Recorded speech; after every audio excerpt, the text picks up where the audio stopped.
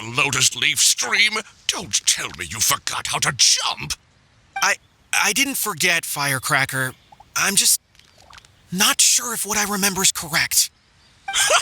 Next thing you know, you'll have forgotten how to sing, much less notate a score. You still remember why we call you Stream, don't you? Yeah, because I've got a great singing voice.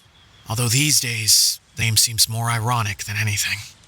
Not just a great voice, one that evokes the gentleness of early morning dewdrops flowing into a spring. So cheer up and make the jump over. If you're still unsure, just use that roll of magic thread. I won't laugh, I promise. Now, don't tell me you've forgotten how to use that as well. I haven't forgotten everything, Firecracker. Your name, for instance. It's kind of hard to forget that you're named after your fiery temper. Now do me a favor and pipe down for a second. I'll be right over.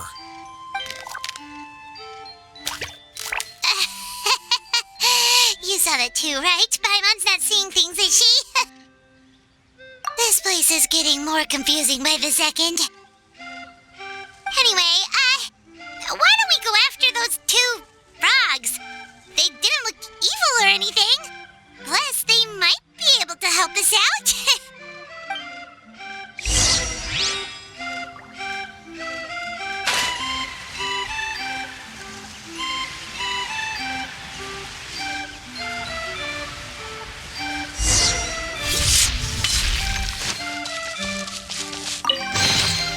An impressive bounty.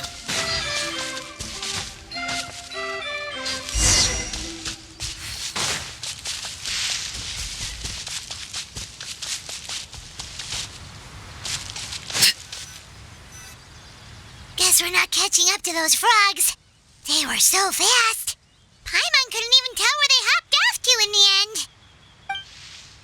Excuse me, honored travelers. Did you come from the Cliff of Prophecy, perchance? The chubby paper hamster just talked. Chubby? Who are you calling chubby? I've just got a slightly thicker layer of paper on me, that's all. Allow me to introduce myself. My name is Almond, and I'm an elder of the Forest of Blessings. I've been waiting here for the hero of prophecy to arrive. Traveler, could you pinch Paimon just to make sure she's not still dreaming? Pinching, you say? Well, I can help with that, although you'll have to get a little closer. My arms are rather short. That's all right. We just need a minute to collect ourselves. Okay, let's think things through. We know for sure this isn't the world we're familiar with. The talking paper animals and all the paper trees and plants make that pretty clear.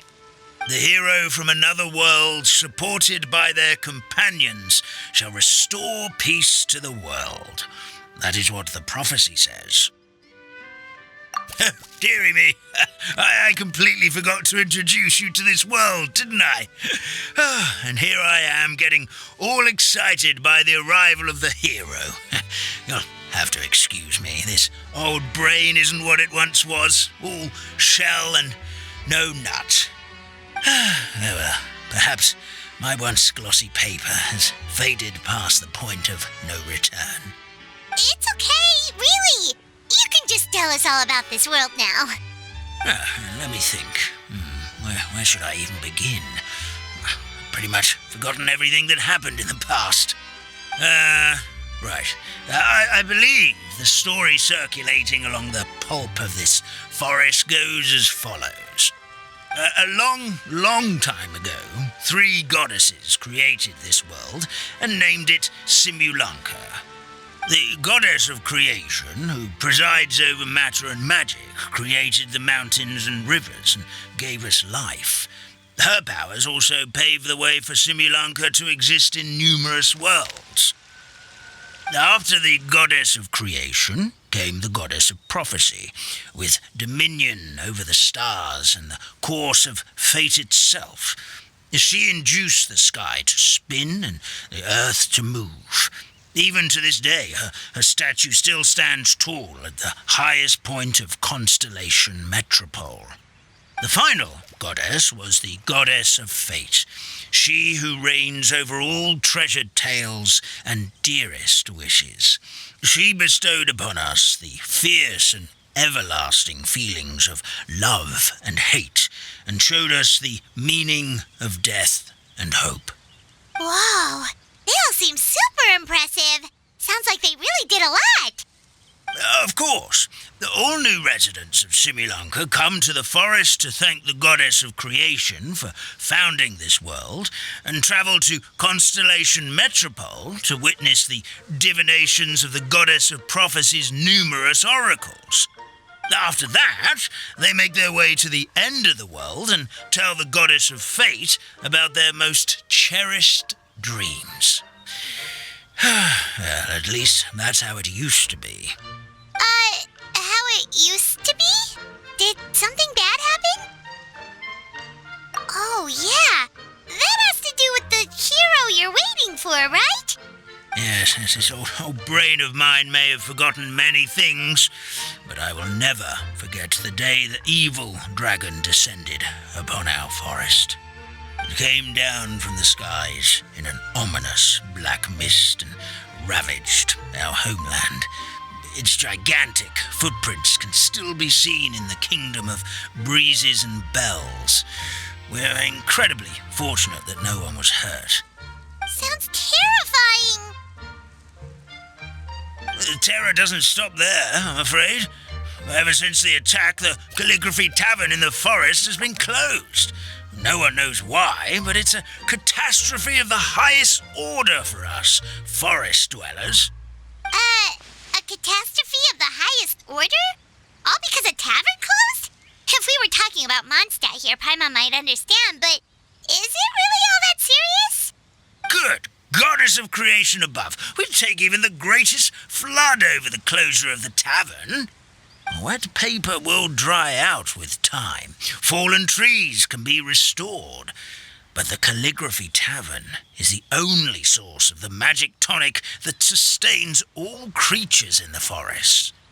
Magic what? Magic tonic. It was gifted to the forest by the goddess of creation herself. A special potion that helps us maintain our vitality. Well, our bodies will gradually crumple and become brittle until they eventually disintegrate entirely. Our colours will fade and we'll start to lose our memory until we can't even remember our own names. But wait, Grandpa Almond, does that mean you've already... Oh, I'm afraid so. The colour has all but completely faded from my paper. To be honest, all I really remember is that I'm supposed to wait here for the hero of prophecy. But I've already forgotten who gave me that order to begin with. Then we've got to act fast! How can we help? Oh, brave Pixie. May the goddess of fate reward you and your friend for your kindness. Could it be you're the heroes I've been waiting for all along? Not sure how we know that. Plus, we can't even remember how we got here, so it's not looking too promising. Well, this is turning out to be quite the conundrum for old Almond Brain here. The prophecy never mentioned anything like that. For now, why don't you come with me to the Hut of Blessings? Our forest fairy lives there. Maybe she'll know what to do. Whoa, a forest fairy? Like one that knows magic? Oh, you betcha. She's prophesized to join the hero on their journey. Well, then she sounds like exactly the kind of person we need. Please lead the way, Grandpa Almond.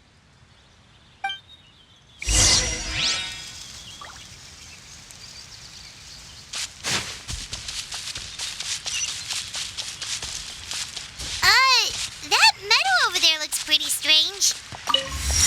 That's what the Calligraphy Tavern looks like. Now it's lost all of its colour.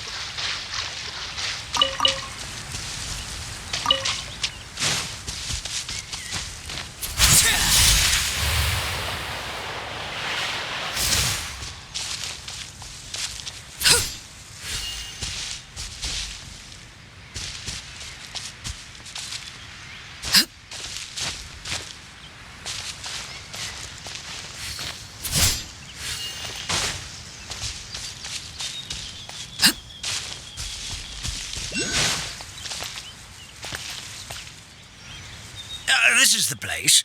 If you could just wait a moment, the fairy should be... Traveler! Paimon! Paimon knows that voice! It's really you! I'm so happy to see you!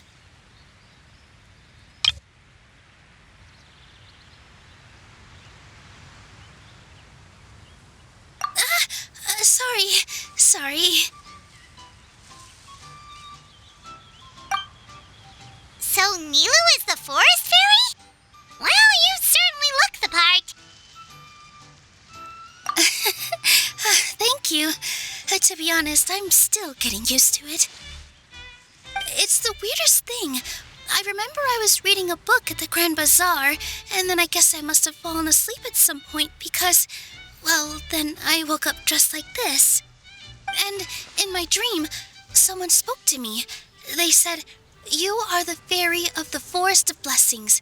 Now go, save the forest with your magic." At first, I thought this whole world was just part of the dream, but no matter how hard I tried, I couldn't seem to wake up. I couldn't find anyone I knew from the real world either. Sounds similar to what happened with us. We also have no idea how we got here. Anyway, sorry for my reaction back there. I got a bit too excited when I saw you two. It's okay, we totally understand. We were looking for a way out, too. At least we know we're not alone. Oh, blessed be the goddess of fate above. You're already friends with the fairy of the forest. Grandpa Almond, thank you so much for bringing my friends here. Could you let the others know I'm coming? I'll head over right away. Of course, leave it to me. Hey-ho, pistachio. Today truly is a blessed day. Wow, Nilu. Looks like you made short work of getting to know the locals. Well, when I arrived here yesterday, Grandpa Almond told me all about the state of this world. Since they think of me as their forest fairy, I just felt like I had to try to help them. Oh, so you mean like using some kind of forest magic to repair the tavern? Unfortunately, I don't know how to use the magic of this world. I've tried using my vision, but it doesn't seem to work here. If the books stored in this hut are anything to go by, this seems to be the place where the goddess of creation first made the townspeople of this forest. She folded the pages of books into small origami animals, gave them life with her magic, and with time, that's how the Forest of Blessings took shape. Maybe one of the books here could teach us how to use magic. I read them all, but only found one reference to magic. The incantation, abracadabra, means to create what I say. This is a world made up of words, where fantastical powers can be wielded by all. Okay, so basically everyone in this world can use magic? That's nice, but still kind of vague. Yeah, from the other books I read, it seems like this goddess really likes to play fast and loose with the details. So, what should we do now? Didn't you say you were going somewhere, Nilu? Oh, yes. I was going to help some of the other residents of the forest. They've been busy making preparations to reopen the tavern, so I thought I could help out. Got it! Guess we should just focus on what we can do for now. This whole thing is making me pretty nervous, actually. It's like I've been pushed on stage without being taught the choreography. Since I'm already wearing the costume, though, I might as well try to play the part. It's what a professional dancer would do. And who knows? Maybe I'll find my own magic along the way. All I can do is try, right? At least you're optimistic. Thank you. Then let's go.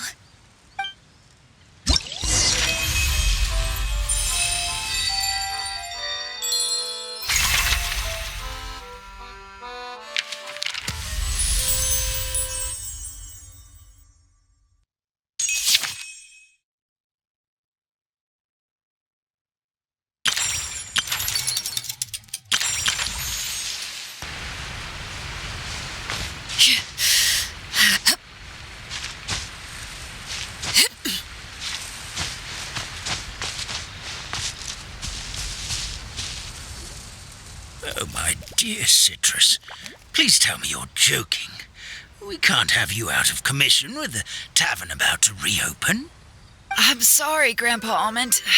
It's the truth. I was just too excited for the reopening and must have fallen asleep in an awkward position. Grandpa Almond, we're here to help. Oh, hazelnuts on high. You could not have come at a better time. Please allow me to introduce you. This is the bartender of the Calligraphy Tavern, Miss Citrus. Miss Citrus is supposed to add all kinds of delicious fruits to the magic tonic. Her additions are what turn it into the finest brew in the land. She's indispensable to the operation of the tavern. I appreciate the kind words, Grandpa Almond, but... my neck. Are you all right? Terrible timing. Getting a kink in my neck at a time like this? Could you give my tail a little twist? That should help free up the movement in my neck. I would do it myself, but I can't reach my own, and Grandpa Almond is too old and as light as a feather. The neck and tail are connected? Of course they're connected. Just like how you can't have a rainbow without rain. Anyway, you just need to position me at the right height to pick the fruits, and then put them in the barrel over there.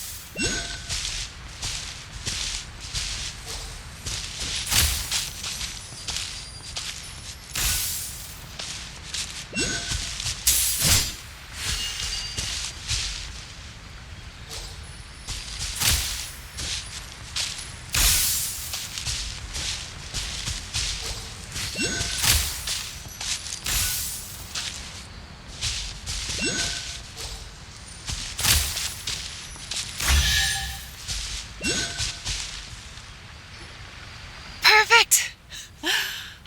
My neck feels much better. So there really is some kind of connection between your neck and tail. Thank you so much, everyone. I can rest easy now, knowing the drinks at the tavern will be just as wonderful as before. That's another problem solved! Traveler, Paimon, we should make our way to the next location.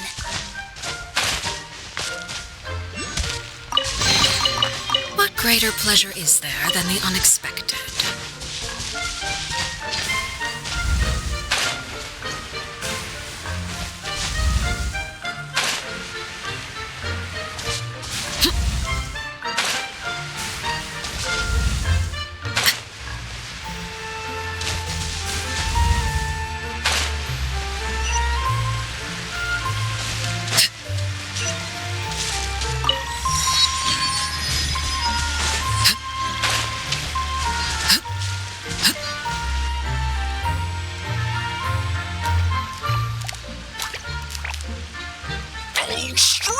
Your rhythm is off again! At this rate, it doesn't even matter if the tavern reopens. The band's not even going to get any gigs! I'm sorry. Hello there. I hope we aren't interrupting your rehearsal. Wait, these are the two frogs we saw on the road a little while ago. Ah, the forest fairy is here! For the love of lotus leaves and dewdrop stream, you've really got to put in some effort now. But Oh, don't pressure yourselves on my account. Are you rehearsing for a show? Sure are. You see, our group regularly performs for guests at the tavern. We've been out of work for quite some time, with the closure and all. But after hearing of the fairy's arrival yesterday, we figured we needed to get in performance shape right away. I understand how you feel. Back at the Grand Bazaar, Zubair Theater's always busy with rehearsals, too. The Grand Bazaar? Do people there sing on lotus leaves as well? Yeah, they do. And it's a really big one. You're the conductor of your group, aren't you? You remind me of Mr. Zubair. Ah, then he must be an ambitious director. One who would do anything to avoid disappointing a single member of the audience. It's just... Is there anything we can do to help you, Mr. Stream? Oh, no. My problems are mine and mine alone. It's just, after the tavern closed, I somehow forgot how to sing. I'm always a few beats behind everyone else, and I keep singing out of key. You were our trump card, our best singer by a mile. I know, but... So he is a victim of the fading disorder too? Don't be sad, Mr. Stream. Whenever I've forgotten important dance steps in the past, my friends at the Grand Bazaar always stick by my side to encourage me. They smile and patiently tell me everything's going to be okay. Then they play the melody for me over and over until the steps finally come back to me. Now it's our turn to help you. We just need to help you remember how to sing, right? The Traveler's got a great sense of rhythm. We can help keep you in time. Well, what do you say, Stream? I think it's a great idea. Just focus on the lyrics, and the fairy's friends will help you stay on beat. Are you sure? This is really asking a lot. Don't worry about it, Mr. Stream. It'll all be worth it when the tavern reopens and we finally have the chance to hear your marvelous singing voice. All right, then. Thank you so much, everyone. I'll give it my best shot.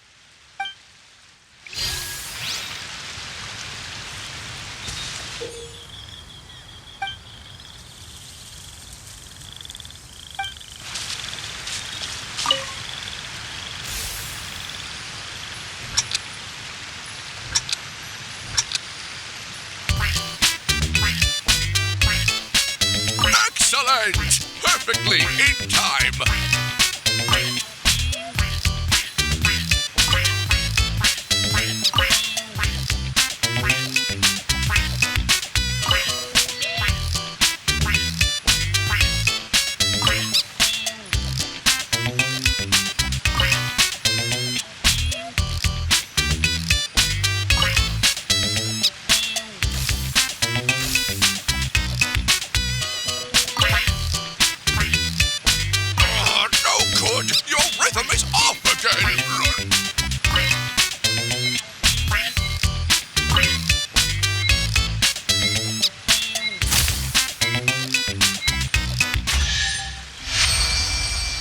I feel like I'm getting the hang of it again. Goddesses above, this better stick when it comes to the performance. Just do it exactly like how we rehearsed. Thank you, everyone. Thanks to you, my voice is once again as clear as a flowing stream. Glad to hear that you're feeling better, Mr. Stream. It's also about time for us to go to our next destination. We'll be looking forward to your performance at the tavern. Traveler, Paimon, we should make our way to the next location. Something with which to commemorate this occasion.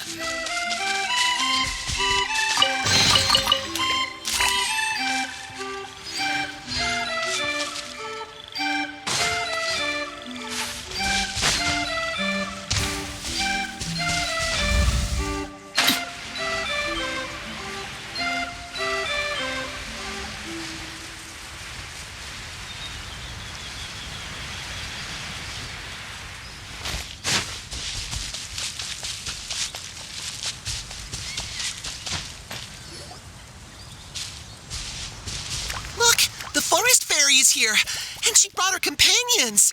Grandpa Almond was right. They do look promising. Hello there, everyone. I heard you were working on the piping for the calligraphy tavern. Is there anything we can do to help? Oh, we wouldn't dream of troubling you with our petty problems, my lady. Don't you worry. We have it all under control. You sure about that? Because from where Paimon's floating, the piping is looking pretty chaotic. Yes. We have my careless friend to thank for that. He promised we could leave the pipe connecting to him, and, well, the results speak for themselves. Hey, I just wanted to inspect each pipe. This is the network the magic tonic has to flow through. I was just trying to be thorough, so I disassembled the whole thing.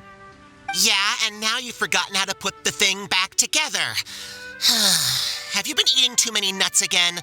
'Cause you are what you eat. Please don't fight. I know everyone wants the tavern to reopen as soon as possible so that the forest can return to normal. So, why don't you let us help out?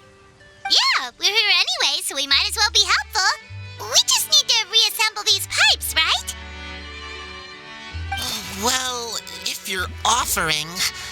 Basically, the pipes need to be connected properly to allow the magic tonic to flow through. If you put the wrong pipe in the wrong place, the tonic will get stuck halfway. Attention to detail is key. Says the guy who messed up the whole thing in the first place.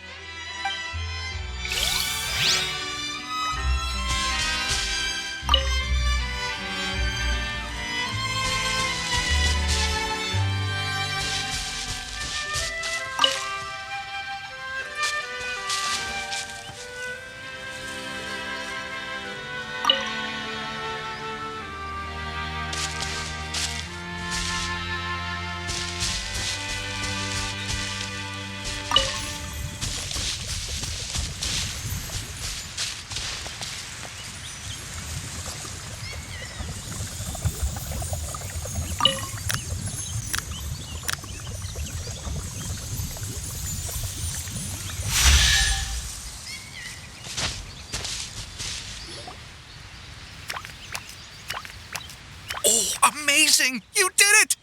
Now the tonic will flow into everyone's cups without getting stuck, right? Oh, gotta say though, Paimon is starting to get pretty curious about this magic tonic. Could she have a teeny tiny sip? Just a little taste, please? It's not greed, it's curiosity. Well, if it's really just one sip, I guess that would be fine. Just be careful. This is one of the last cups left in the entire forest. We're supposed to save it for our research. Just a sip, promise. Okay, here it goes. What was that?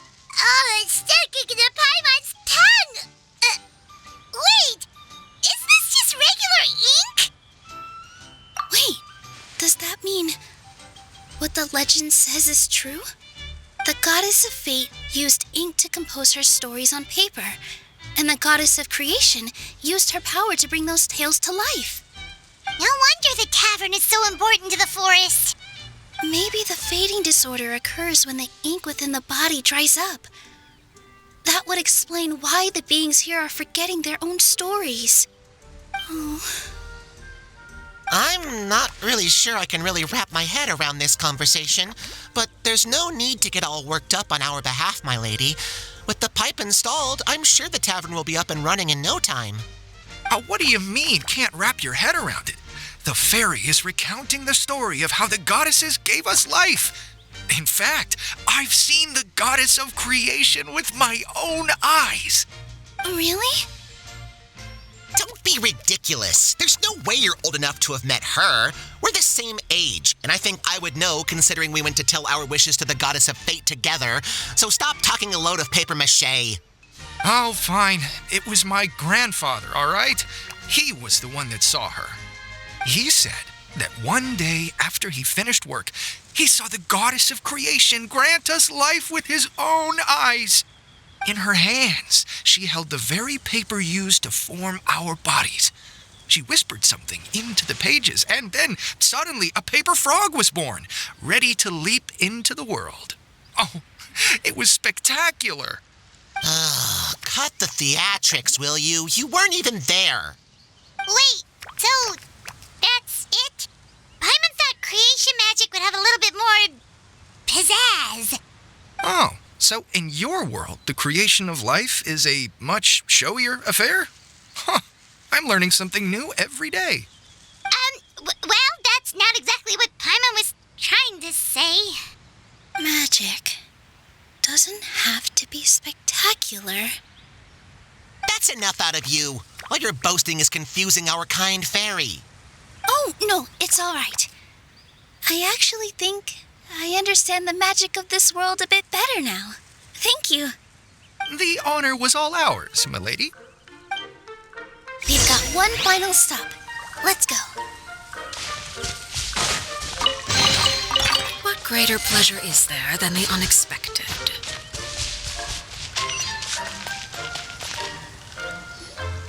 Well, since we've taken care of most of the tasks, all we need to do now is reopen the tavern. But we still don't know how to use the magic of this world. We don't even know why the tavern closed in the first place. Oh, what about the method that one hamster mentioned? You should try it, Nilu. You mean the creation magic his grandfather saw outside the Hut of Blessings? I wonder, how exactly did the goddess of creation give them life? Maybe you don't need to understand it. Just give it a try. Everyone here calls you the Forest Fairy. Maybe you have the magic powers already and you just don't know it. In other words, this forest is a stage, and all I need to do is step out into the spotlight? Sounds just like a fairy tale. Well, we are surrounded by talking origami animals and magic potions after all. Almost seems like anything's possible in this place. You're right, Paimon. We won't know anything unless we try. In that case, let's see. This is how you do it, right? I think I got the folds right. Whoa, your origami skills are great! I once saw one of our prop people making something similar. It looked really cool, so I took some time during my break to learn the basics. It's not a bad way to stave off sleepiness either. Well, how do you feel? Sense any, magical powers flowing through you? No. No? What are we missing? Magic words? But how am I supposed to know what the goddess said to bring them to life? Oh, good point! You're the Forest Fairy, Nilu! What do you want to say to the new resident of your domain?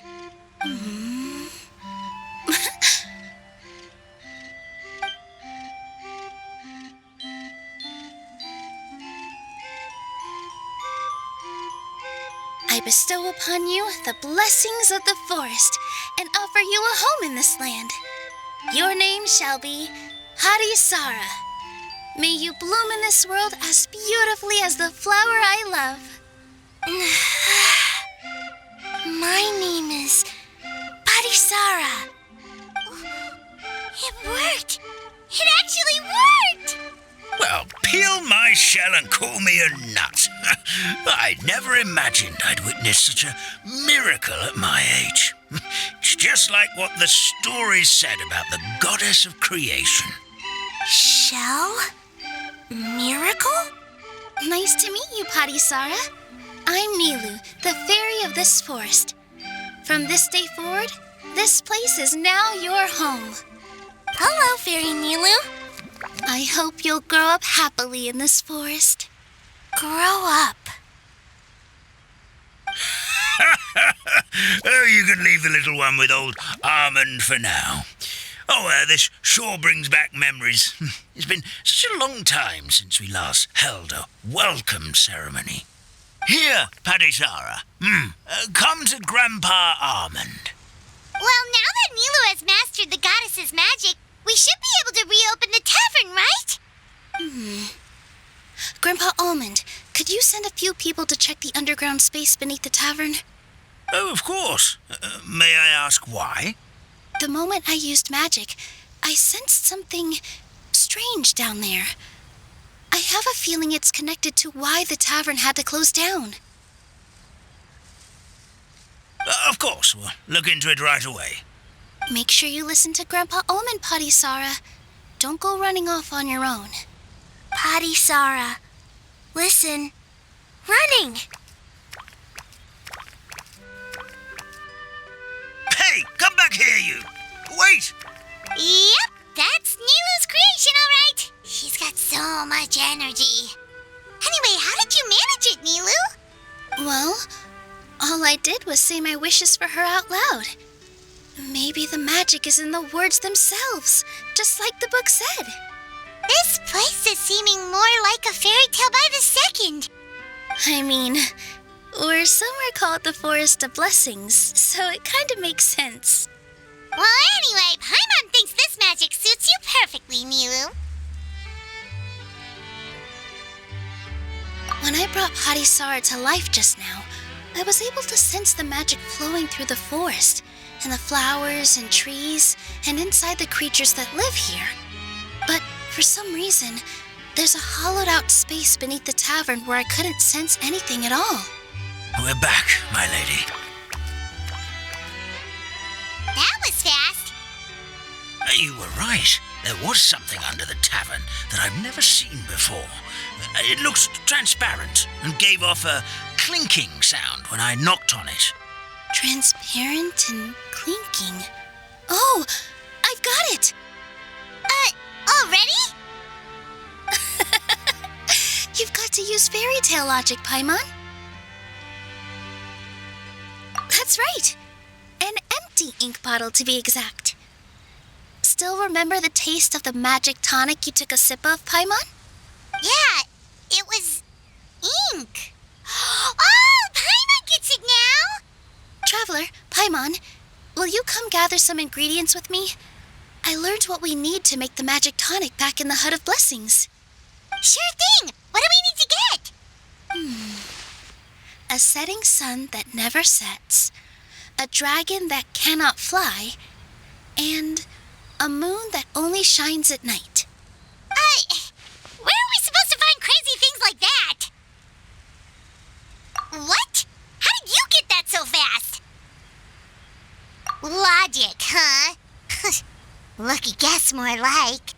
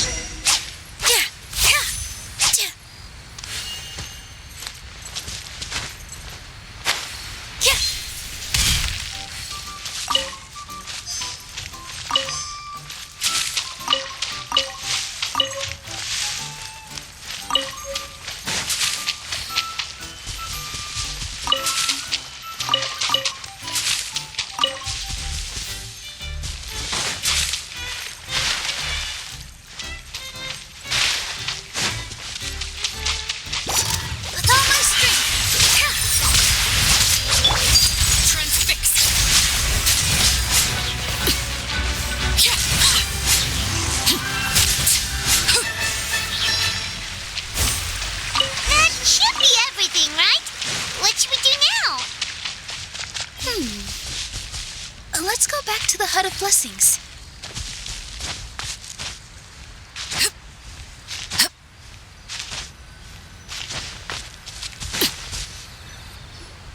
Give me just a second.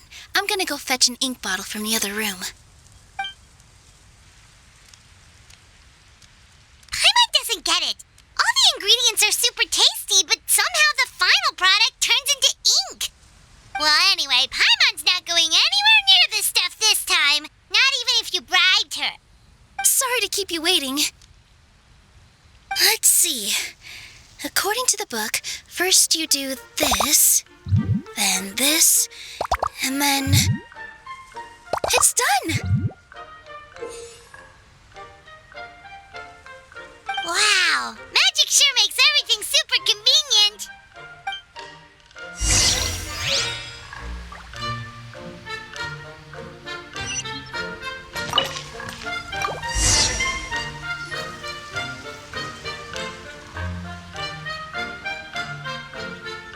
Yes, this is it. This is exactly the magic tonic we need. Grandpa Almond, could you take the concoction to the room underneath the tavern and place it next to the transparent bottle you found? I'll handle the rest. Of course. As you command, so it shall be done. I still get nervous at times like this. It's just like when you step on stage and you can tell that every single person's gaze is fixed right on you. Thanks, you two. I can't tell you how great it is to have you by my side. Almost makes me feel like I've been blessed by the goddess of fate, too. Let's go. We shouldn't keep everyone waiting.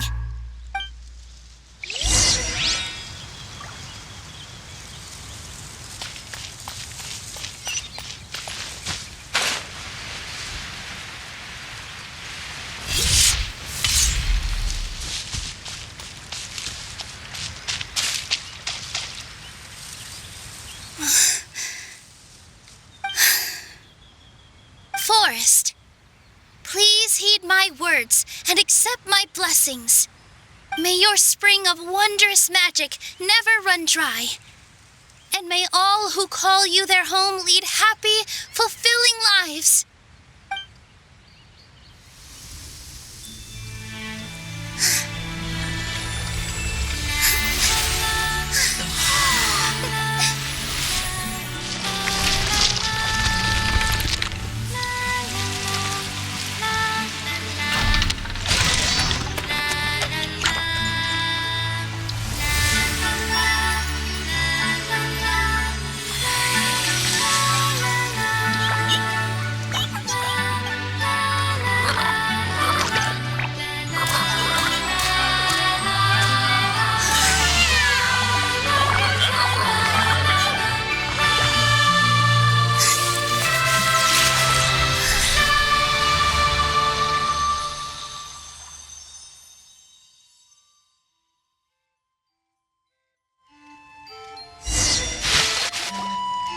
Fairy Nilu is amazing!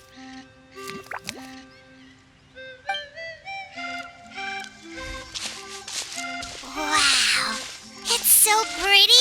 What a beautiful tavern! It matches the scenery of the forest perfectly. I was so surprised when it suddenly opened up like that. Just like a pop-up book. I remember now. I remember everything. It was me. I was the one who went to the top of Constellation Metropole and witnessed the goddess's prophecy. The hero who shall save this world will descend upon the cliff of prophecy. The hero, supported by their companions, shall restore peace to this world. So the prophecy really did have all the answers. You just forgot the first half. That's why I was waiting near the cliff of prophecy. Wonderful. Simply wonderful. There's still some hope left for old Almond after all. Is the Cliff of Prophecy that place with the huge mural? 'Cause that is where we woke up, but we don't remember anything about how we got there. Also, we didn't get a change of clothes like Nilu. Are we definitely the heroes? If not you, then who else? You've already helped the fairy revitalize our forest. To us, that makes you heroes, prophesized or not. All right. Either way, we're going to keep adventuring, even if it's just to figure out how we can get back to our world. Yep, that's exactly right. Helping people we meet on the road is kind of our thing. As expected, the words of the goddess of prophecy always come true. I'll come with you. It can't hurt to have a magical fairy tag along, right? Heroes and fairies, dragons and new adventures. This is sounding more and more like a fairy tale by the second. I would say your next stop should be Constellation Metropole. It's Simulanka's most prosperous city, just across the sea. Once you've arrived at the Astral Garden at the highest point in the city, maybe you can try seeking divine counsel from the goddess of prophecy herself. Are you leaving, Fairy Nilu? I'm afraid so. There are still other people who need my help. I won't go far, though, and I'll come back to visit the minute I have time to spare. So be a good girl, Patisara, and help out Grandpa Almond whenever you can, all right? Mm-hmm. Got it. Patisara will wait here for you. That's a good girl, Paddy Sarah. I almost forgot. If Constellation Metropole is where you're heading, you'll need to take the Maritime Express. I'll head to the station first thing tomorrow morning and wake up that lazy station master for you. Why don't you take a break for the rest of the day? You should savor the beautiful scenery of the forest before you go. Sounds great! Paimon definitely feels tired after being on the go for so long. There's a spot in the tavern with Paimon's name on it. Oh, sounds like someone's ready to order. Oh, well, if you're offering, Paimon will take a glass of Buell fruit tonic. But hold the tonic.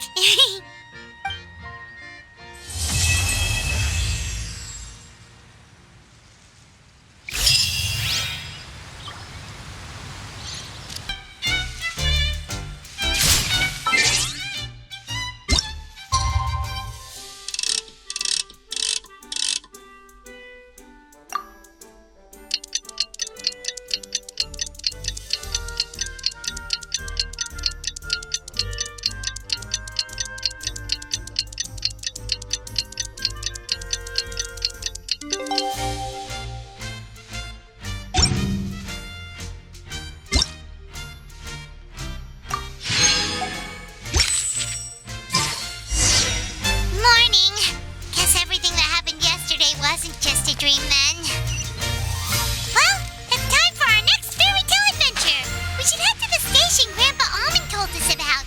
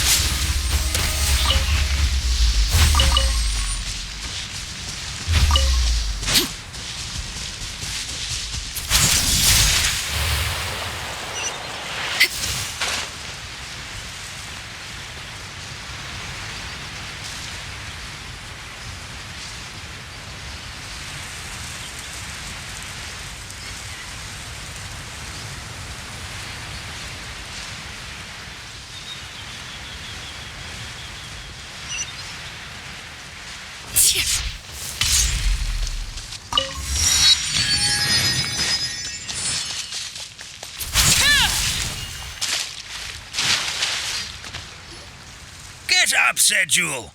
Time to get to work, you lazy bones. I can't remember how to call the train.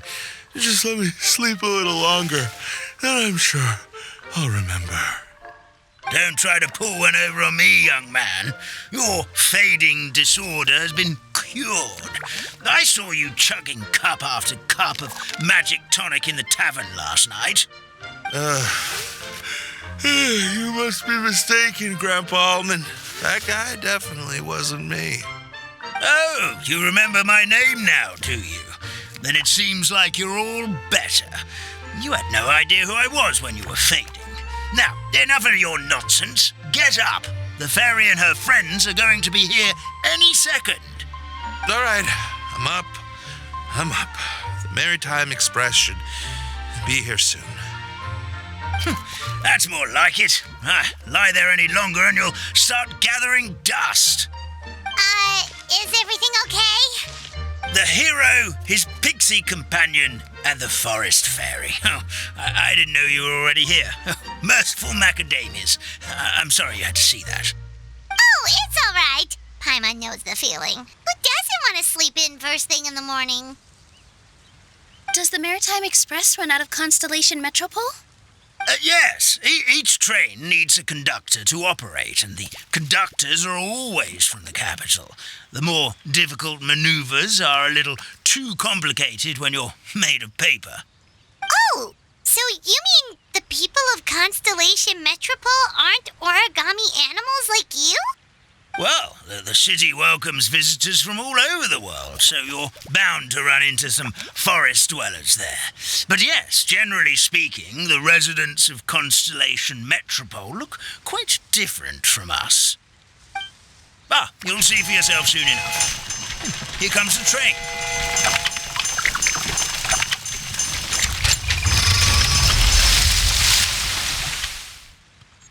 Pleasure to meet you, everyone. My name is Will, and I'll be the conductor for your journey today. I'm assuming you're the ones who called the train. Whoa, it's a little toy man! Yes, we called the train.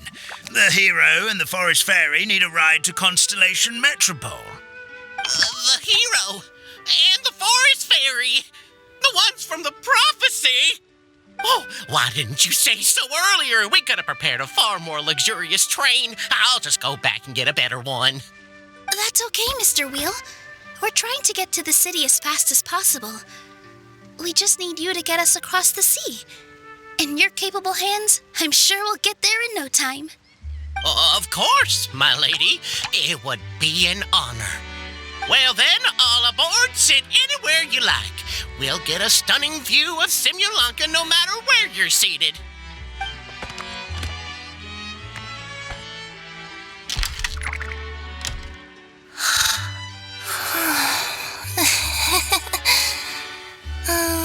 Breakfast.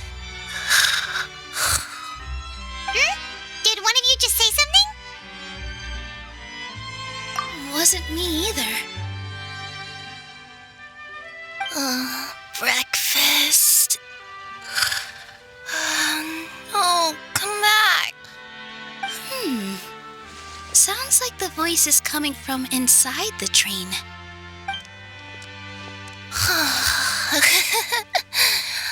Fish. Chicken drumsticks. Oh, gotcha.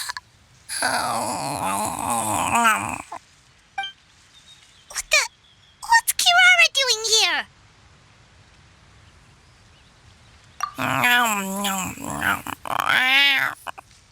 Is she a friend of yours? Oh, let Paimon introduce you. This is Kirara. She's... Oh, wait, actually, maybe we should wake her up first. So noisy. Is it morning already?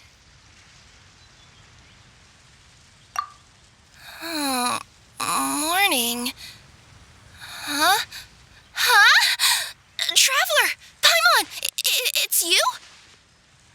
Which means... Oh, thank goodness. It was all a dream after all. Gotta hand it to my imagination. It all felt super real. There were these toy people, but they were alive and they could talk. Madam, sleeping overnight in the train car is prohibited.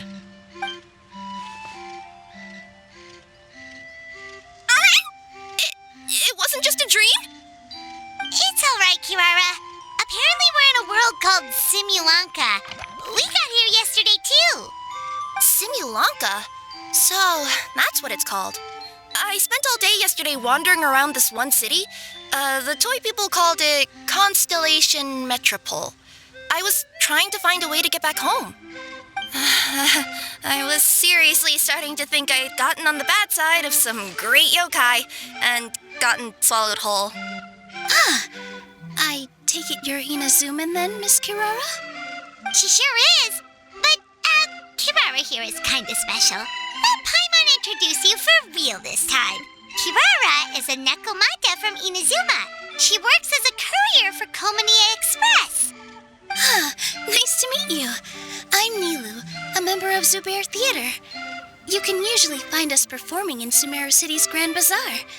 Right now, though, I suppose I should introduce myself as the Fairy of the Forest of Blessings. Oh, you're Nilu. I've heard a lot about you from my deliveries in Sumeru. I even saw one of your performances back in the day. You're an amazing dancer. But, did you say you were a forest fairy? Oh, yeah, that's her new identity here in Simulanka. Oh, speaking of new identities, looks like you got a new outfit yourself, Kirara. Yeah, I know. It confused the heck out of me yesterday. I just woke up in a set of brand new clothes I'd never seen before. That must mean you have a big part to play here, too.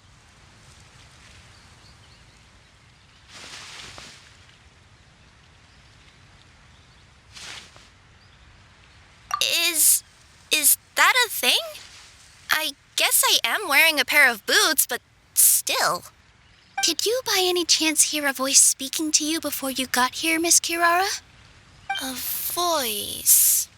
Oh, yeah, I did hear something, but I was so freaked out my tails got all tangled, so I, didn't catch much of what was said. Sorry for the interruption.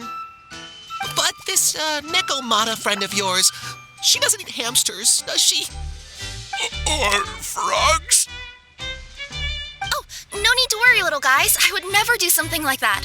Well, unless I'd been out in the wild too long without anything to eat. Oh, speaking of eating, I am getting a little hungry.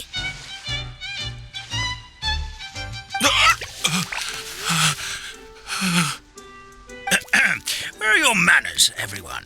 This young lady is a trusted friend of our esteemed hero. Now, I know a fear of felines is etched into us with ink, but I'm certain Miss Nekomata in boots here means us no harm. It sure looks like you're keeping your distance, though, Grandpa Almond. You will have nothing to fear, I promise. I met some origami animals in Constellation Metropole yesterday, and I even made sure to retract my claws so I didn't hurt them by accident. Plus, you all look just about as tasty as the cardboard boxes I deliver. Not that I tried to eat you even if you did look tasty. Promise. Please excuse us, Mom. It's just an unconscious reaction. Dear passengers, it's almost time for us to depart. Oh, yeah, that. Whoops. This turned into a pretty long conversation, didn't it? All right, let's get on the train. You coming with us, Kirara? Mm-hmm. I'll ride with you to the next stop. There's a place near the Metropole that caught my eye yesterday, so I want to go explore it today. Then all that remains for me to say is, on behalf of the Forest of Blessings, thank you once again for all you've done for us. May the Goddess of Fate be with you and bless your journey, Madam Fairy, Miss Nekomata in boots, and our brave heroes. Please do visit us in the Forest of Blessings again, once peace has returned to this land. We will. We'll definitely meet again.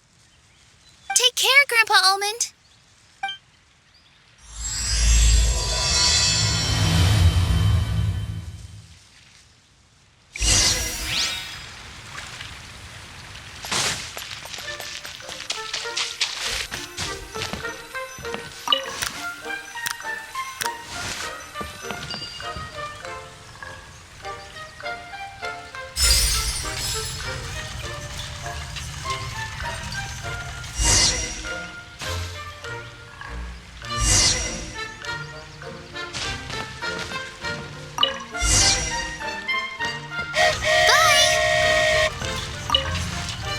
Safe trip! Wow, a train ride over the sea? What an incredible view! Please keep your head and arms inside the train at all times. We don't want anyone falling into the sea.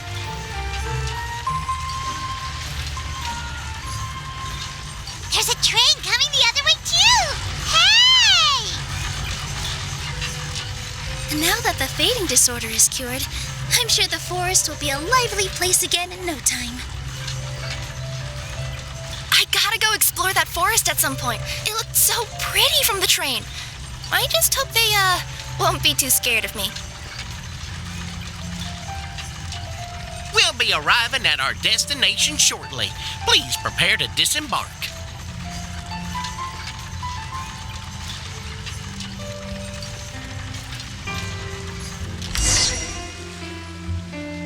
Here we are. Constellation Metropole is right over there. It's a short walk from here to the Gear Sky Ladder, which will take you right to Metropole Square. And thank you again for choosing Maritime Express. Great! And thanks to you for a smooth and pleasant journey, Mr. Wheel. The train cars were comfortable and spacious, and I had a great night's sleep. I'll definitely be back. As you wish, ma'am.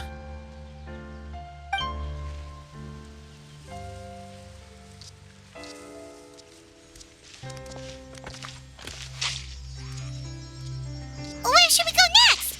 Is that place you wanted to check out nearby? Mm-hmm. I took a walk around yesterday, and it felt like there was something weird about it. So, I think I'll indulge my curiosity and go investigate. Want us to come with you? It's okay. You guys go ahead and visit the Metropole for now. Hopefully, that's where you'll be able to find out some more about this world. I pretty much explored the whole place from the rooftops yesterday, but for some reason, this is the place that caught my attention. You know what I mean, right? Like when you get a stone stuck in your claw or something, it keeps nagging at you to dig it out, but you can't focus on anything else until you do. Don't worry, if you run into any trouble, I'll be there faster than you can say gold-level courier of the Comania Express. Okay, fair enough. We'll head to the Metropole then. Guess this is where we say bye for now. Mm-hmm. Don't worry about me. Let's not forget, I'm a yokai.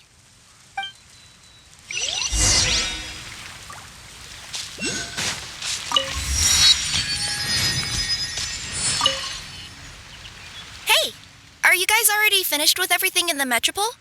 No need to prioritize me. There's just this place I really want to go check out. Feel free to get back to me once you've got everything sorted out. Sure. Don't worry. I'm not going anywhere.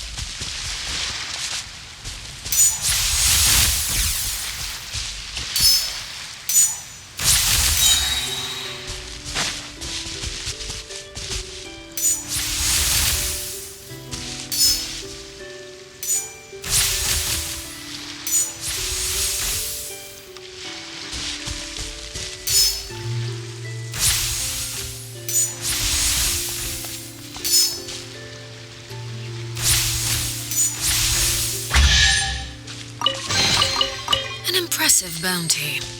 Help me! Somebody... Help me! Help! Goddess of prophecy above, would you kind souls please help us? What happened here? Why are you all suspended in midair? I mean, being stuck in midair still beats falling to the ground and being smashed into a pile of blocks, but... I told him to be careful, but... No, never mind. Now's not the time for that. My good friends, could I trouble you to turn the clockwork key over there? I'll explain everything in a bit.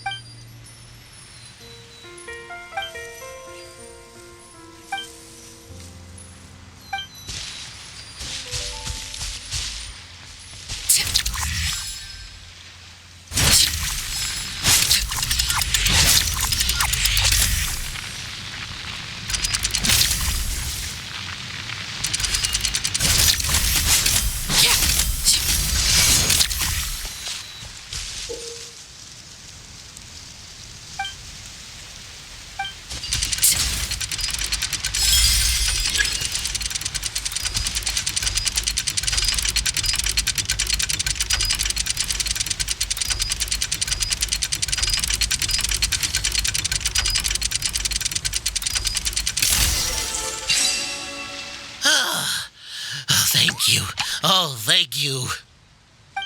What happened there? It almost seemed like we turned back time. I take it this is your first time witnessing the power of the goddess of prophecy, then? If so, I can see why you might think that. Basically, this is a gift bestowed upon Constellation Metropole by the goddess of prophecy, who rules over the natural course of all things. It helps those who have deviated from their proper path to get back on track. Proper path? Do you mean everything that happens in the Metropole has been planned out since the very beginning? Why are you saying that as if it's a bad thing? You're not explaining it clearly. Here, allow me. Of course, all the residents of the Metropole have the freedom to live their own lives. For instance, whether I use olive oil or sesame oil in my morning skincare routine is entirely my choice. But whenever something disastrous is about to happen, like when I almost got turned into a pile of rubble just now, the goddess's magic will activate in the world around us. So, in other words, it's kind of protection magic? To keep people alive? You could say that. There are other situations in which it activates too, but that's basically correct. Well, in any case, we're glad no one's hurt. Are you heading to the Constellation Metropole? Yep. Do you know where we can find the Gear Sky ladder? Oh, it's just that platform up ahead. The one with the key sticking out. That thing? Are you sure? Yep, that's the one. Pretty much everything in the Metropole runs on tracks and gears. The goddess of prophecy watches over it all. Which is to say, all the tracks are fixed. If a machine is set up to move forwards, it'll never move in reverse. This reminds Paimon a lot of Fontaine's clockwork toys. You mean like those music boxes with dancing figures? I think I've seen one or two from the merchants in Sumeru. Yeah, exactly like that. Anyway, sounds like it's not gonna suddenly fall out of the sky, so Paimon's okay now. Should we get going?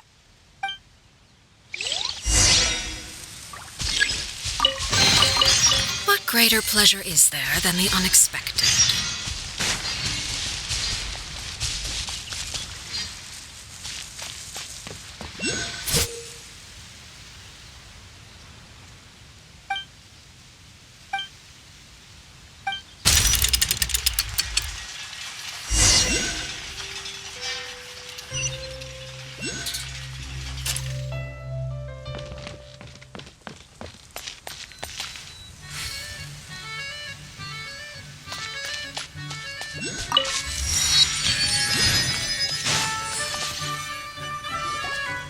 Whoa, what a bustling city!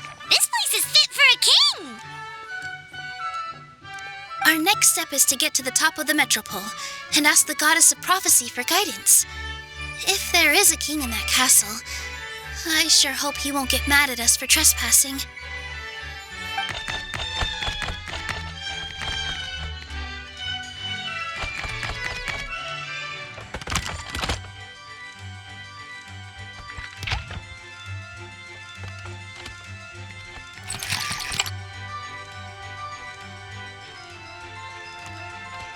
Make way for the king! Oh, darn, we jinxed it. Oh, no. Did he overhear us talking about us sneaking into his castle? Paimon hopes he's not mad. Silence! The one who shall soon stand before you is the ruler of Constellation Metropole, the one who descended after a meteor shower, and the protector of order and all the stars in the sky.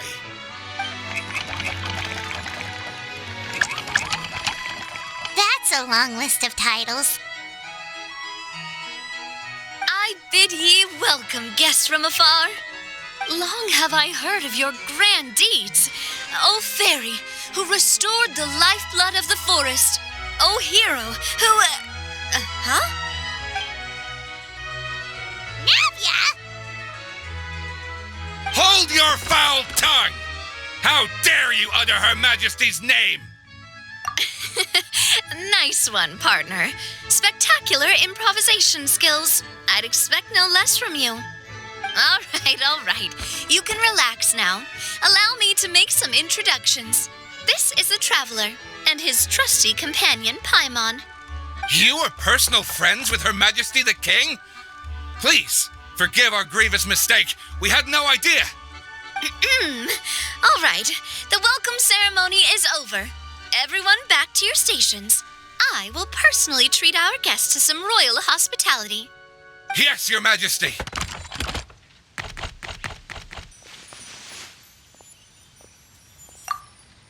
Oh, come on, I've already sent them off. So anyway, how did you guys get here? We were gonna ask you the same thing! Also, how are you already king of this nation? And where did you get a crown? Oh, wait, don't say it. You just woke up like this, right? Sounds like you've answered your own question. But before I woke up, I heard a voice say to me, "You are the king of Constellation Metropole. Now go forth and save your city." A similar thing happened to me. Oh, yeah, sorry. You must be the fairy of the Forest of Blessings, right? Mm-hmm. This is Nilu, a friend that we made during our time in Sumeru. Nice to meet you, Miss Nilu. I'm Navia, the president of Spina di Rosula. If you ever get the chance to go to Fontaine, make sure you come and visit me. I'm based in Poisson. Seems like you're taking this all in stride. Aren't you nervous about getting stuck here and never being able to get back home? Why would I be worried about that? We've faced much bigger problems than this before, and we always pull through. This should be a piece of cake. Besides, life's always full of surprises. You gotta learn to just enjoy it. That sounds like a great outlook on life. You have a very optimistic spirit. Thanks, I'll take that. Honestly, though, it also puts me at ease to find out that you guys are the fairy and heroes that I've been hearing about in this prophecy. We're kind of veterans at dealing with prophecies by now, aren't we? About that, has anything bad happened in the Metropole? We heard about an evil dragon. Did it make a mess here too?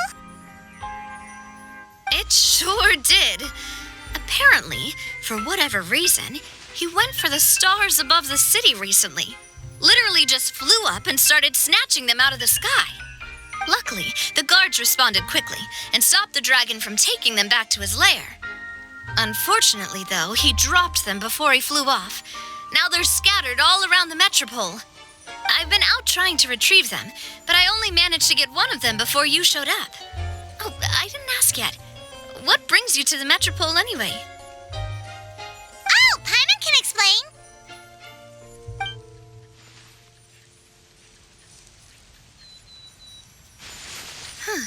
I see.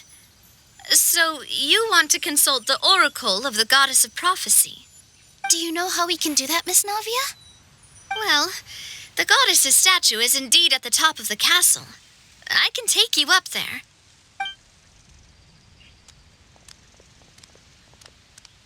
However, I've heard from the citizens here that the goddess hasn't given out any new revelations in a very long time. Really? But Grandpa Almond told us that he received his prophecy from the goddess. Oh, that's probably because the prophecy about the hero of Simulanka has been around for a very long time. But recently, people realized that the goddess didn't reveal anything about what's supposed to happen after peace has been restored. Okay. Still, can't hurt to try your luck. And maybe you can help me get rid of the invaders while we're at it. Invaders? So the dragon's not your only problem? Right. The forest isn't the only place where strange things have been happening to the residents. Have you come across the gift from the goddess of prophecy yet? You mean the protection magic that stops them from coming to harm? We saw it in action. Yep, that's the one. Over the past little while, this magic has been triggering far more frequently. We don't know if it's simply because the Metropole has grown a lot more dangerous, or if there's a deeper reason behind it. Some residents find themselves getting stuck in a place and unable to move. Others start repeating the same thing over and over again, like they're trapped in some kind of loop. If we were to use clockwork toys as an analogy, could it be that the tracks have eroded or the gears have slid out of place? That's exactly right, Nilu. That's basically what's happening. Anyway, some of the monsters outside the city saw this as an opportunity to launch an invasion. But we didn't see a single monster on our way here. That's because I already took care of most of them over the past couple of days. Of the remaining few, we trapped some of them inside the castle and chased the rest back out of the city. Okay, so to summarize, not only has the magic here gotten all messed up, but the dragons also knocked some of the stars out of the sky, plus there's a bunch of monsters in the city. Sounds like there's a lot more to fix here than in the Forest of Blessings. Well, defeating the dragon and the monsters should be straightforward enough. But how do we fix the magic? Supposedly, the goddess has had it all planned out for ages. One of her oldest prophecies says this: "Go and push the gear that connects up to the starry sky. When that time comes, I shall dance and return the tracks beneath my people's feet back to the stars in the sky." Huh? But weren't the tracks the gift that she gave to her people in the first place? Does that mean she plans to take the gift back? That's what the prophecy seems to be saying, yes. So, as a result, some people are against turning the gear, despite what the prophecy says, since they fear a future where they no longer enjoy the goddess's protection. But letting this drag on isn't the answer either, is it? No, and I think they know that. But they're just too afraid to take that final, terrifying step. They're still hoping there might be an alternative solution. Now, we could ignore their objections and go turn the gear ourselves. But... Exactly. You know me well. And that's why you're my partner. I want to get as many people on my side as possible. At the end of the day, this is their city, and they should have the right to decide its future. Ooh, spoken like a true wise king, Navia. I am the boss of Spina di Rosula, after all. This may be my first time as a king, but there are a few similarities between the two roles. Traveler, Paimon, Miss Nilu, would you be willing to lend me your support? With your help, I'm confident we'll be able to find the most frictionless way to resolve the problems plaguing this city. Not gonna lie, Your Majesty is definitely growing on me. Seriously, like we'd ever say no. We're your friends. No need to ask us so formally in the future. I'm happy to help too. This is a beautiful city, and just like the Forest of Blessings, I would love to see it return to normal as soon as possible. Ah, great. As the King of Constellation Metropole, I extend to you my gratitude. All right, everyone, follow me. I'll show you the way to the goddess statue at the top of the Metropole. And stay close. You don't want to get lost in my castle. It's huge.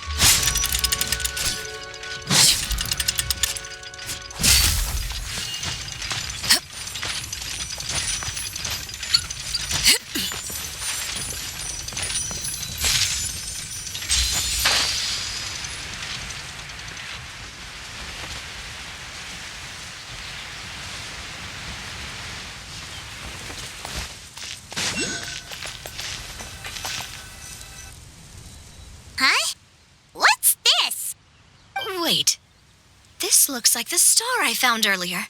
I told the guards to place it near the goddess statue. Maybe they ran into some trouble up there. Guess we'd better hurry.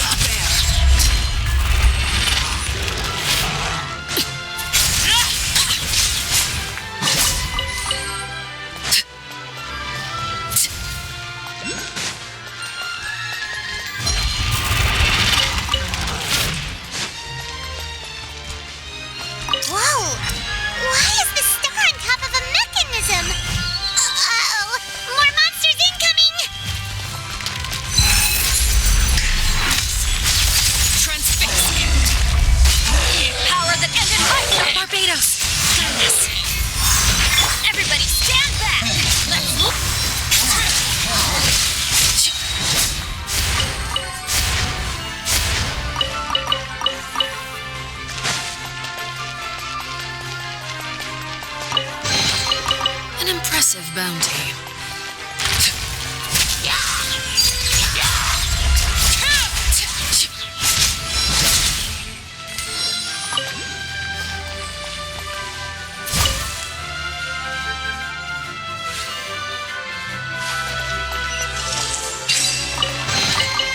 An impressive bounty.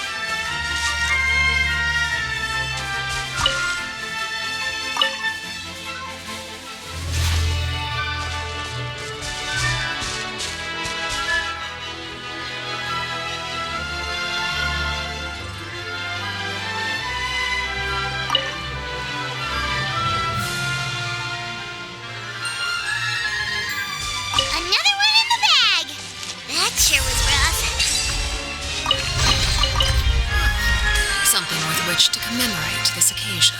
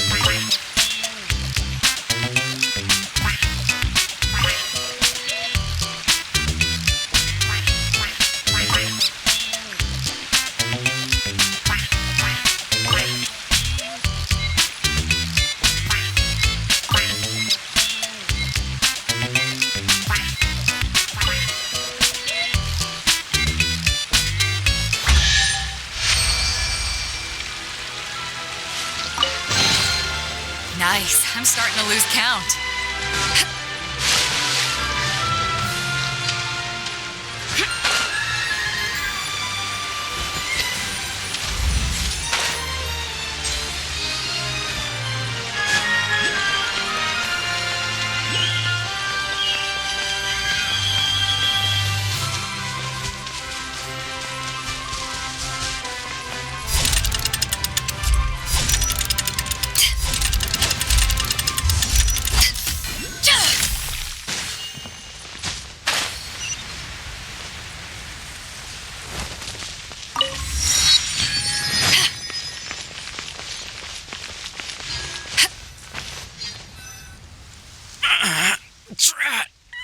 I can't move. What happened? Your Majesty, this conservative radical, he attacked us. He threw the star from the Astral Garden and even stole the magic thread linking the Oracle Pillars. But just as we were about to arrest him, the goddess's magic activated, and now we can't move. No! Nobody touch the celestial gear! What's an oracle pillar? You need to use it to pray to the goddess. I'll explain later. First, let's help these guys.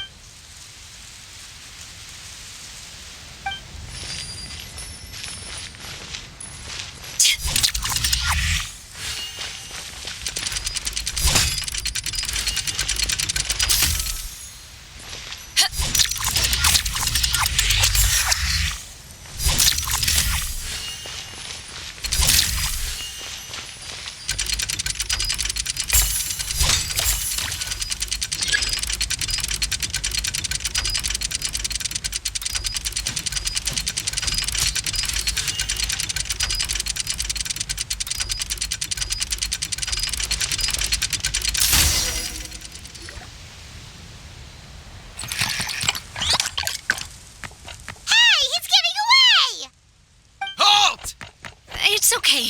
Let him go. But, Your Majesty! Even if we catch up to him now, we won't be able to change his mind, much less quell the fear that many others like him are feeling. Understood, Your Majesty. Also, this is the magic thread he was holding from the Oracle Pillars. Your Majesty, what should we... Please give that to the traveler over there. I believe they have some questions for the goddess. Yes, Your Majesty.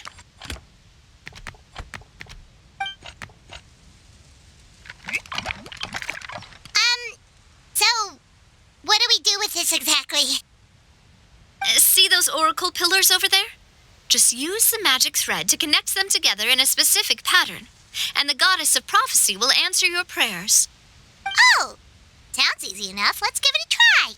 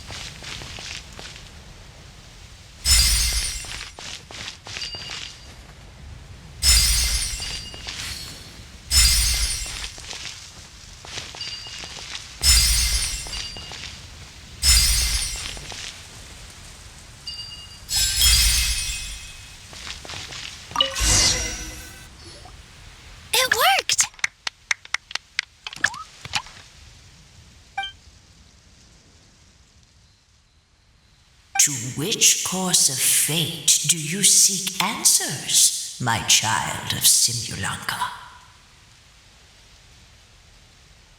Go and push the gear that connects up to the starry sky. When that time comes, I shall dance and return the tracks beneath my people's feet back to the stars in the sky.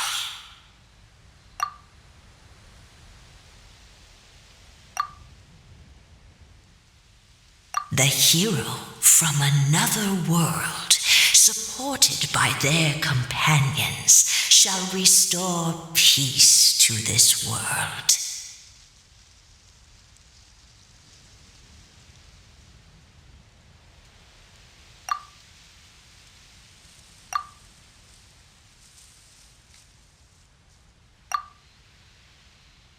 So, Miss Navia was right. The goddess of prophecy didn't tell us anything about the future. Fair enough. Guess we'll just have to play it by ear. Then first, we have to restore the sky back to its original state by putting the stars back in their positions. Let me do a quick count. All right. Adding in the ones we picked up on the way here, I think that's all of them. Let's go hang these stars back up in the sky. In the sky?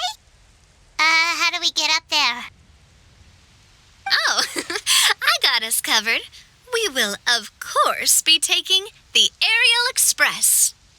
Is that a flying train? Hey, you already took a train that runs on water. Is a flying train really that much weirder? Well, at least the Maritime Express still runs on a track. Oh, come on, don't worry about it. This train has been blessed by the goddess of prophecy.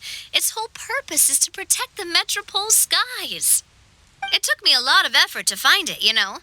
I don't think anyone's used it in, 100 years. 100 years? Are you sure it's safe? Let's not forget that the goddess of prophecy's magic has been going haywire recently.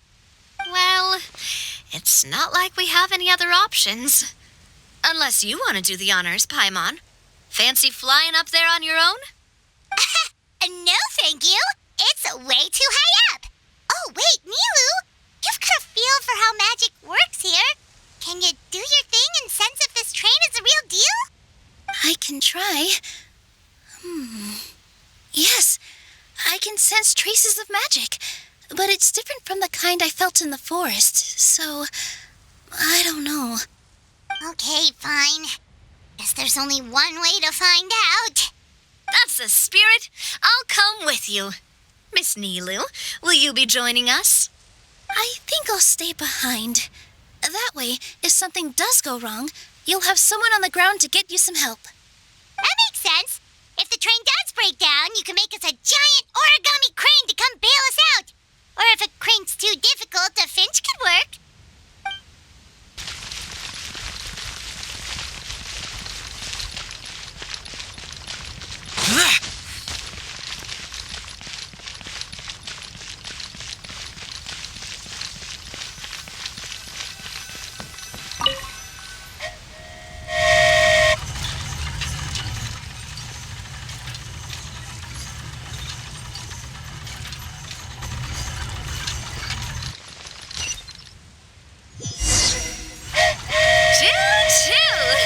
Aerial Express moving out. Whoa, it really is flying! What an amazing feeling. I've never been on a flying train before. Neither have we.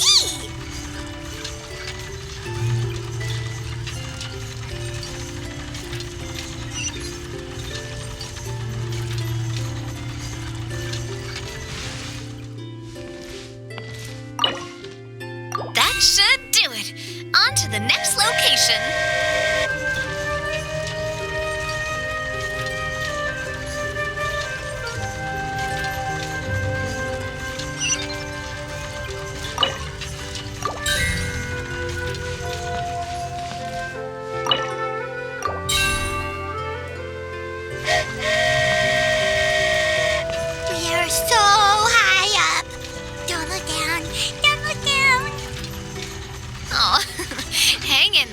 I'm on, the hard part's nearly over. After that, it's downhill all the way. Don't say downhill all the way! That is the last thing Paimon wants to hear!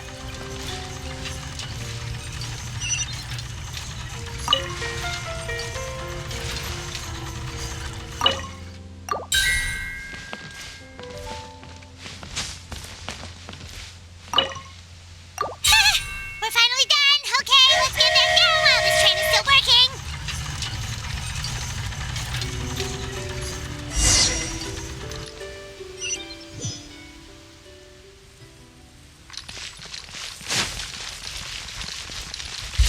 Boring.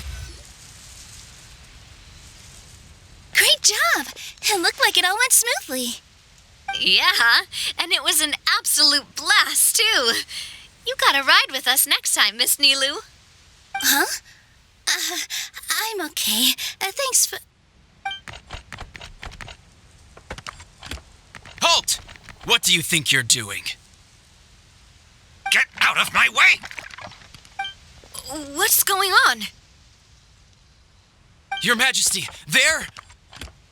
Let us through! Stay back! It's okay. Let them through.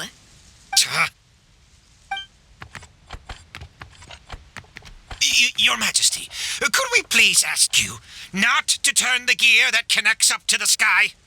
And why is that? As you have seen, the goddess's gift is very important to us. It keeps us from harm and protects our very lives. Some of us, we just aren't ready to lose that protection. I see. I understand. Huh? Your Majesty, do you mean... I won't turn that gear. Not until you're ready. What? I've said before that the Metropole belongs to the people, and they should have the right to decide its future. But let me ask you this. How do you plan to solve the issues we are currently facing? Well, we'll start by rescuing the people that have gotten stuck. And then we'll find a way to figure out the true cause of this crisis. And have you made any headway on that? The true cause, I mean. Unfortunately not. Hey, you little... I'm sorry, my friend, but it's the truth. You have friends and family that have been affected, don't you? That have gotten stuck? Duh. I understand your concerns. But if we let this drag on for much longer, the situation may well get worse. More and more people will be frozen by the goddess's magic. Yes, but if we turn that gear now, all the tracks in this city will disappear. I know this is a hard decision to make. But have you ever thought about why the goddess might have made things this way in the first place? Huh? Why do you think she might decide to take back her gift and stop revealing further prophecies about the future? Are you saying she has abandoned us? No, quite the opposite, in fact. What do you mean? The goddess dearly loves this world and all the people of Simulanka. And because she loves you so much, she wants you to be able to choose your own path. Every parent hopes their child will have a happy and carefree life. But if they're overprotective, then all they'll manage to do is keep their child trapped. If a mother bird lets her baby ride on her wings for too long, her child will never learn how to fly. Perhaps the goddess of prophecy has always known that one day she'll have to let go. Children can only become independent if they're allowed to form their own opinions, make their own decisions, and deal with the consequences on their own. Only then will they be able to continue their journey alone. But we've relied on the goddess's protection for so long. We don't know what it's like to go it alone. We don't know if we have what it takes. Are you kidding me? I think you've proven yourselves more than capable of that. What do you mean? You made a call in a time of crisis, and you've come all this way to talk to me. Even the guards couldn't stop you. That must have taken a lot of courage. But we only did it because we were scared. Why you set out on the journey doesn't matter. What matters is that you've proven you can choose your own path. My friend, I fear our king is right. It is time for us to face our fears. But we... We can't go on living like this. Living in fear. Look at what it's driven you to do. You threw away a star personally created by the goddess of prophecy herself. You once revered her more than any of us.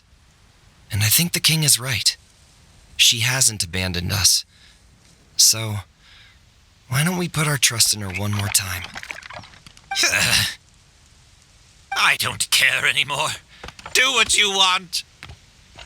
Aw, he laughed. I'm sorry about my friend. That's just how he is. Always had a terrible temper. Please accept my apology for his impudent behavior. Is it just me, or has he accepted the goddess's prophecy? I think so. Not that you'll ever hear him admit it out loud.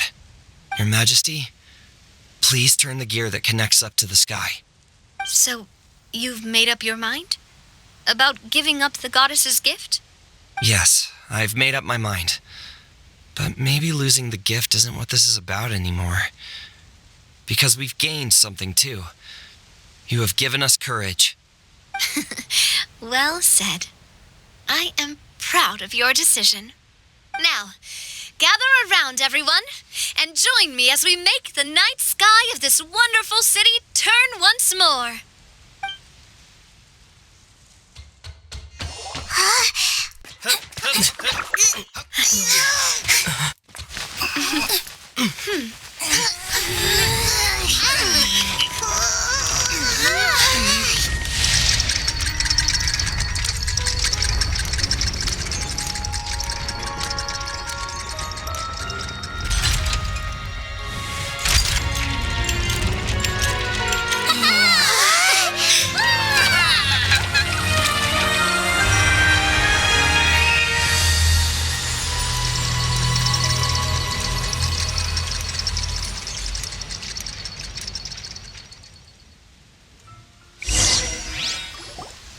So the stars hanging in the sky, they're music notes. This entire metropole is a huge music box! That's incredible! How do you feel?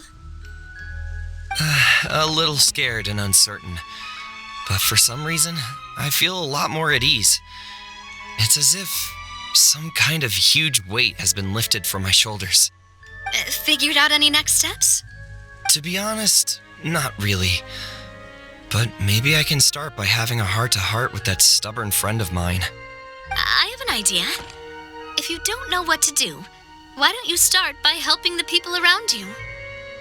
You mean the people who got stuck because of the goddess's magic? I mean anyone and everyone who needs your help. By helping others, you'll eventually find your own path. Trust me, I have experience in this. What kind of experience, Your Majesty? Yes. We'll need a formal organization with a catchy name before we go out and start helping people. Why don't we call it the Spina di Rosula? Spina di Rosula? Ooh, or even the Spina di Rosula di Simulanka. Yeah, that's catchy. Wow, big expansion for the Spina. Moving into other worlds now. Spina di Rosula. I like it. It's a great name. Let's do as Your Majesty suggests. Well then, how about I appoint you as the head of the Spina in Simulanka? While I'm off fighting the dragon with the other heroes, it'll be your responsibility to work with the guards and take good care of the people in the metropole. What? You're planning on fighting the dragon? But no, Your Majesty, you must reconsider. He's right. Your Majesty, you can't. How are you two on the same side all of a sudden? Perhaps Your Majesty is unaware of this. The great dragon suddenly broke out from the titanium mines one day and tore the end of the world to pieces. After that, it spat out a strange fog that surrounded a whole island. No one knows what lies beyond the fog, and no one knows what has become of that poor island. Before your majesty arrived, we dispatched many soldiers to fight the dragon, but none came back alive. Yikes. Sounds worse than we thought. Isn't that all the more reason for us to go? There could still be guards trapped there, waiting for someone to rescue them. King Navia is right. We cannot simply stand by and watch as the people of this world suffer. Very well. Though I have not served by your side for very long, your majesty, 2 days is enough for me to have learned that once your mind is set, any attempts to change it are futile. You're a pretty good judge of character. He probably didn't mean that as a compliment. Since you're serious about this, I won't try and stop you. There's only one way to reach the end of the world, and that's by taking the Maritime Express. Oh, right! So there's a line going there too? Yes, it was originally built to serve the workers commuting to the Titanium mines, but it has been abandoned since the dragon attack. I'll tell the conductor to wait for you at the platform by the side gate to the Metropole first thing tomorrow morning. You're embarking on an extremely dangerous adventure. Please be careful, your majesty and friends. Oh, thank you for your concern. While I'm gone, I leave the Metropole in your capable hands. Yes, your majesty! Just call me boss from now on. That's what everyone in the Spina calls me, and it's what I'm used to.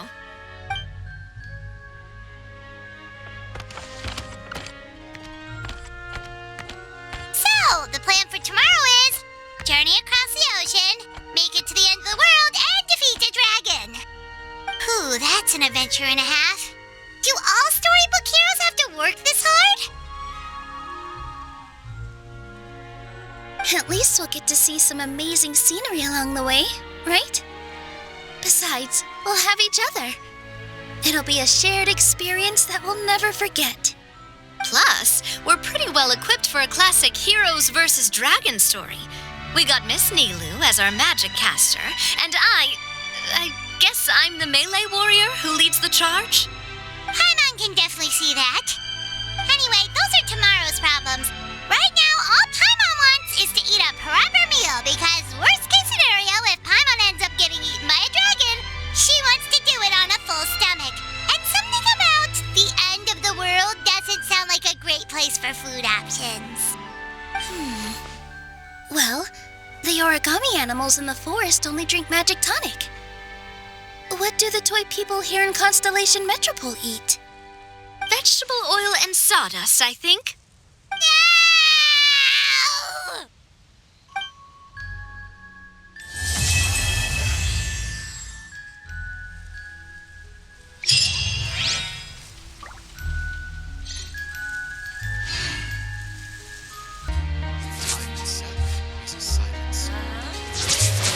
Exactly, but none of them believed me.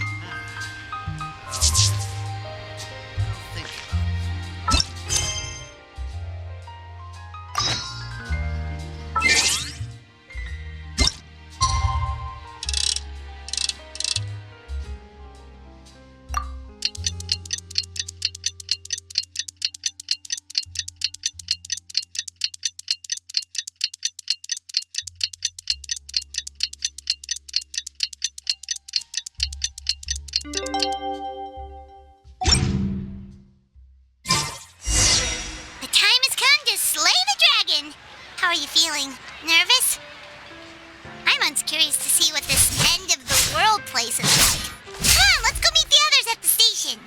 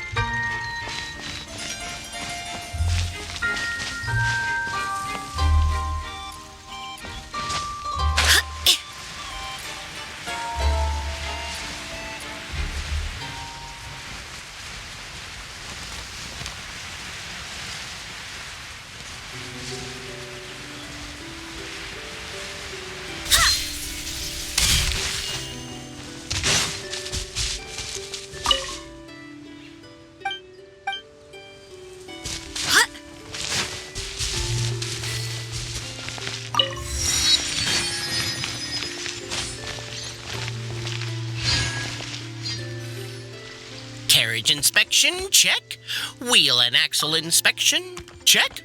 Power inspection. Good morning, Mr. Wheel. Oh, good morning, heroes of Simulanka. Hey, our old friend Wheel is the driver again. That already puts Paimon at ease. Are you certain you don't want us to accompany you, Your Majesty? I am. You can leave the dragon slaying to us. My partner's a pro. He does it all the time. What remarkable friends Her Majesty has. With such great heroes by your side, I'm sure you'll best the dragon with ease. We won't keep you any longer. All right, then. Look after the city for me while I'm gone. Yes, Your Majesty. Just leave it to us. I think we're all set. Time to depart. Next stop, the end of the world!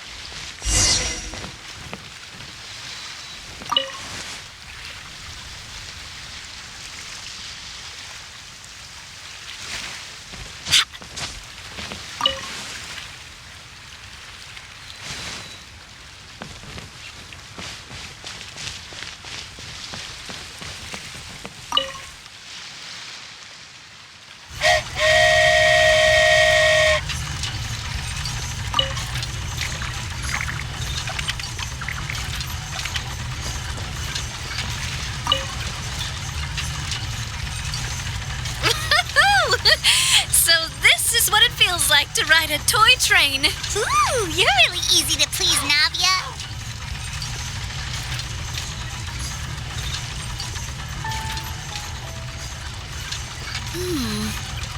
Looks like the fog ahead is getting thicker.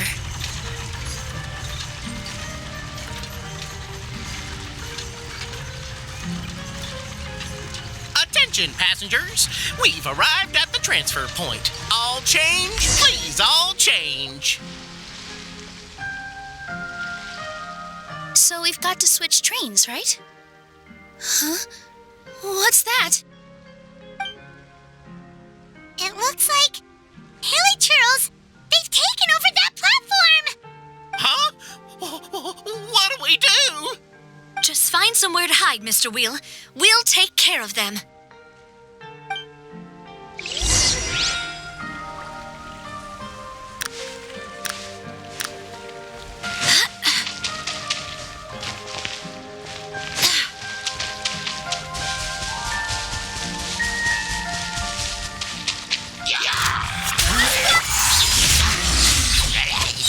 Everybody stand back! Overruled! To ashes! Wind, hear me!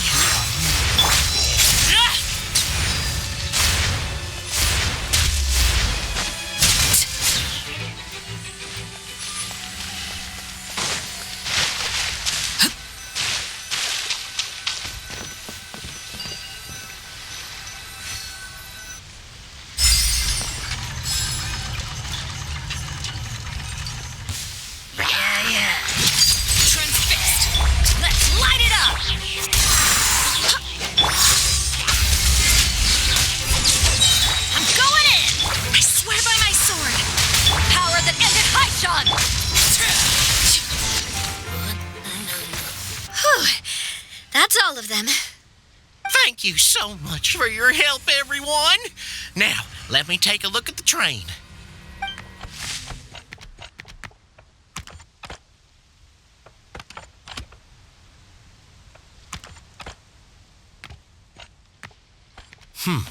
The carriage is a little scratched up, but there doesn't seem to be any real damage.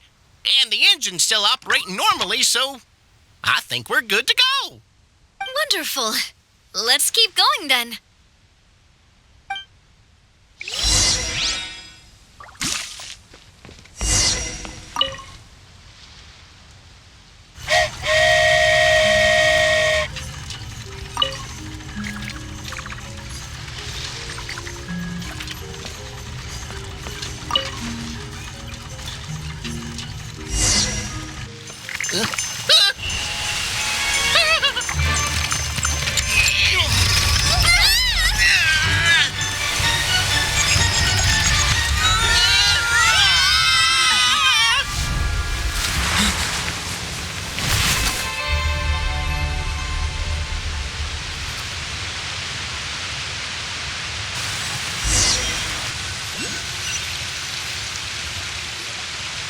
Go forth and witness this world, my...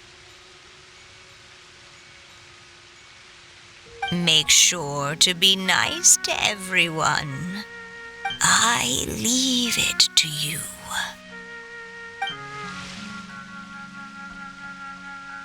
Are you okay, Miss Nilu? I'm fine, but I think the traveler is still unconscious. We're lucky this guy caught us on the way down. Passed out from a little fall, did ya? How fragile.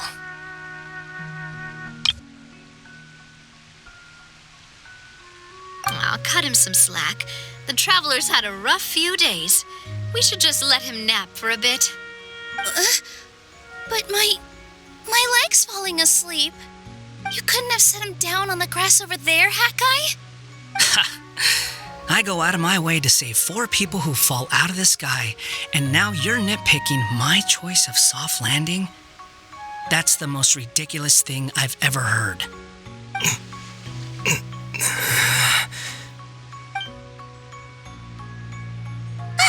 He's awake! Morning, sunshine. You were having a nice little dream there, weren't you? Not gonna lie, it was kind of adorable. You and your friends fell from the top of that waterfall, and you passed out along the way. Guess someone couldn't keep it together. Sorry to break it to you, but crashing into the ground doesn't take you to another world.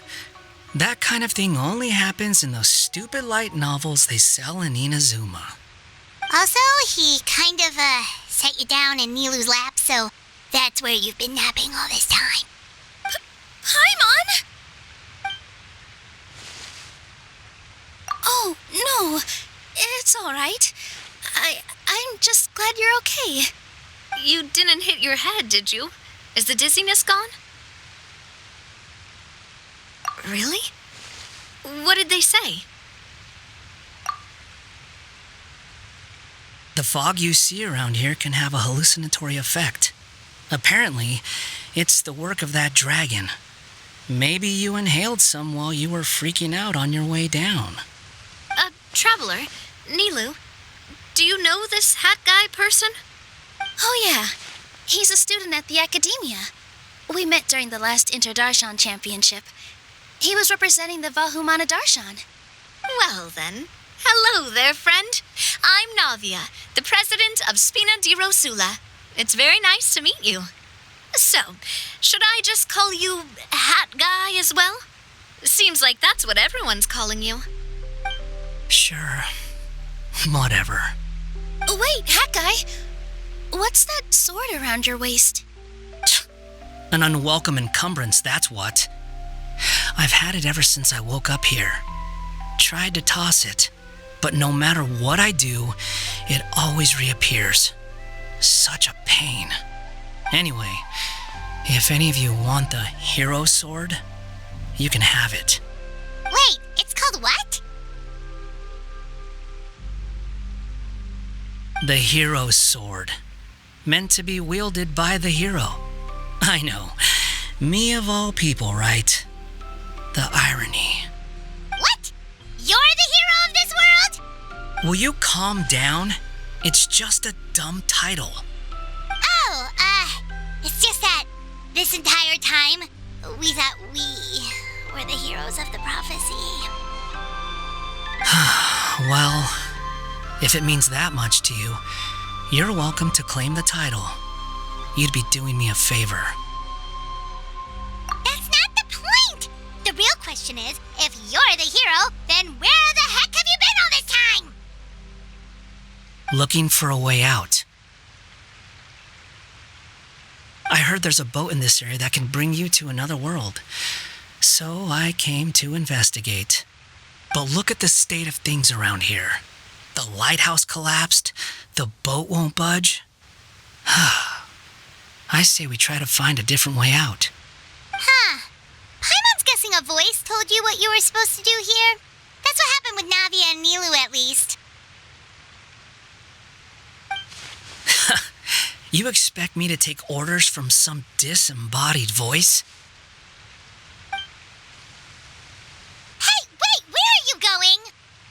To find the so-called source of this world's misfortune. The dragon responsible for this whole mess. Wait, we came here to fight the dragon as well. Why don't we go together? Grab that dragon scale over there before you leave. It'll come in handy later. A dragon scale? Where? How did you know about it? What's it for? And... Have you ever considered keeping your questions to yourself? Because if you actually expect me to answer them all, we'll be here until the next Interdarshan Championship. You little... Paimon thought you might have learned some manners by now, but clearly not!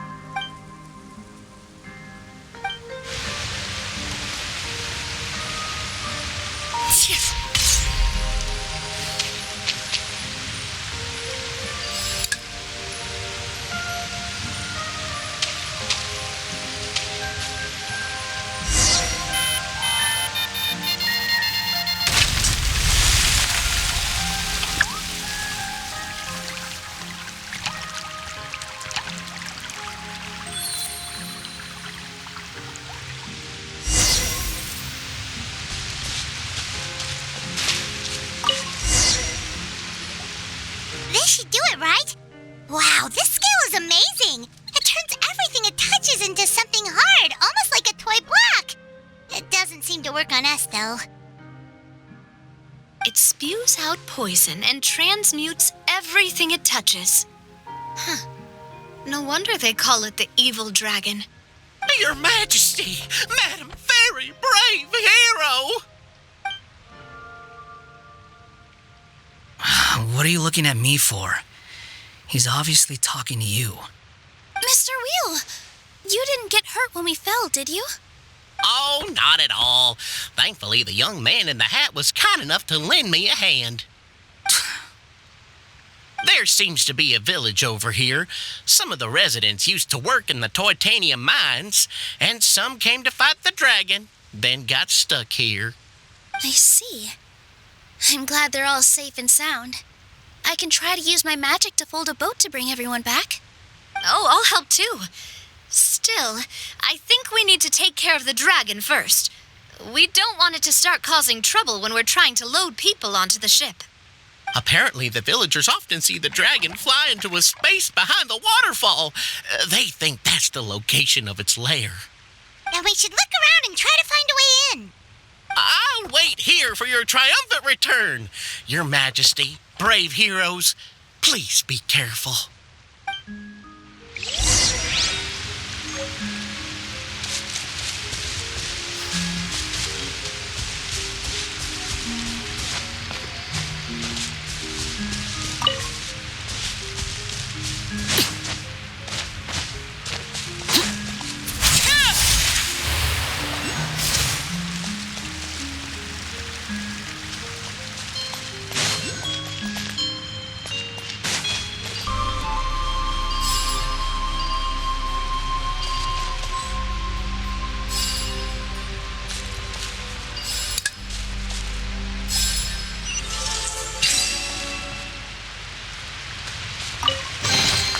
An impressive bounty.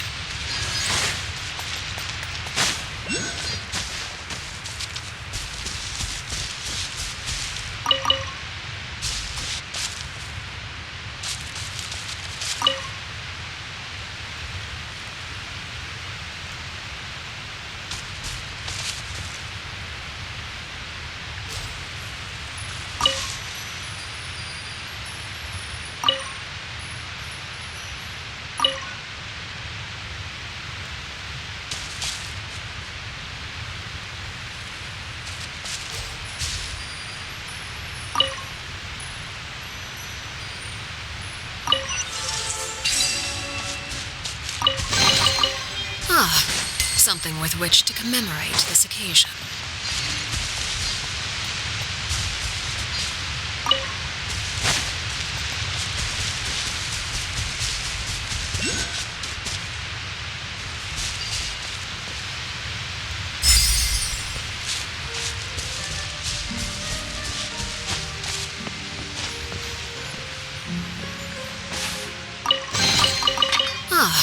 Something with which to commemorate this occasion.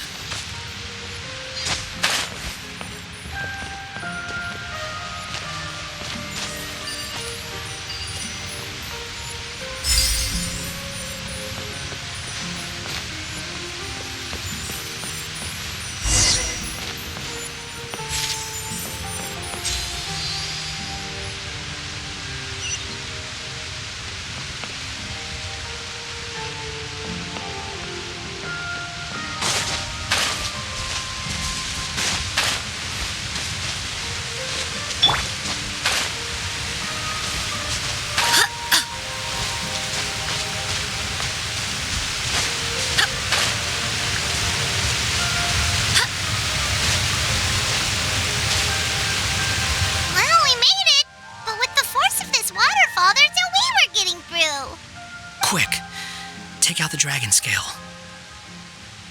Wait, but... No. Paimon doesn't need to ask you anything. The dragon scale can turn anything it touches into toy blocks, so... Oh, aha! You want to use it to block off the water! See? Paimon can figure things out all on her own.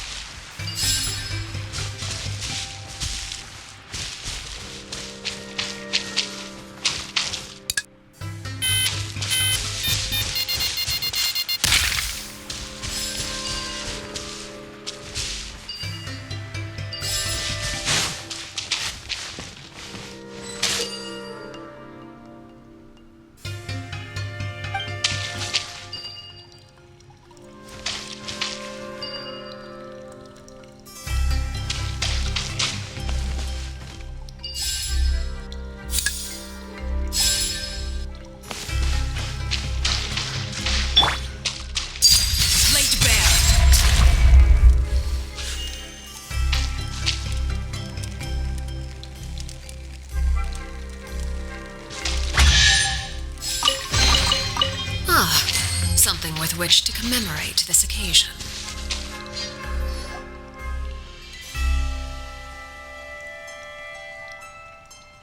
What's wrong, Milu? Oh, nothing. It's just... I sensed a very powerful magical signature just now. Huh. Guess this is the dragon's lair after all. Huh? When did you put your hat on? Well, we're getting ready to fight, aren't we? I feel more comfortable in my regular outfit. Hat Guy also put away that sword around his waist. I should have never had to use this thing to begin with. Do you need to do anything to prepare, Traveler? Paimon's getting kind of nervous seeing everyone else serious like this.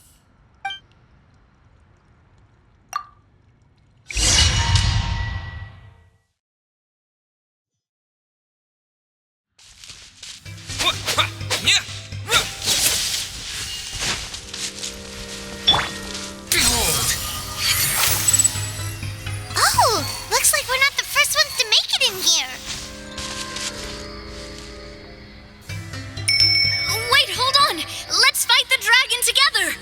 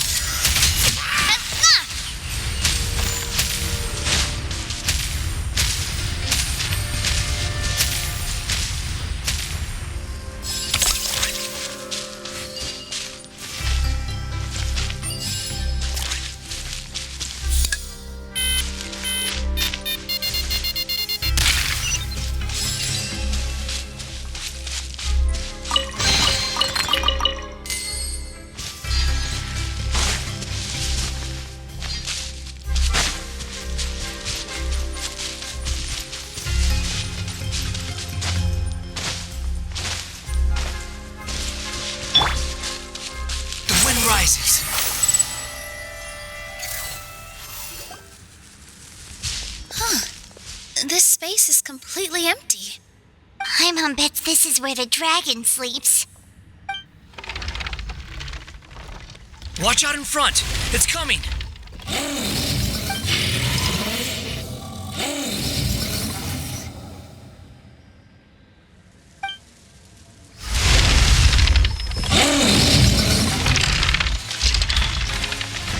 Whoa, that dragon is huge! And it just attacked us without warning!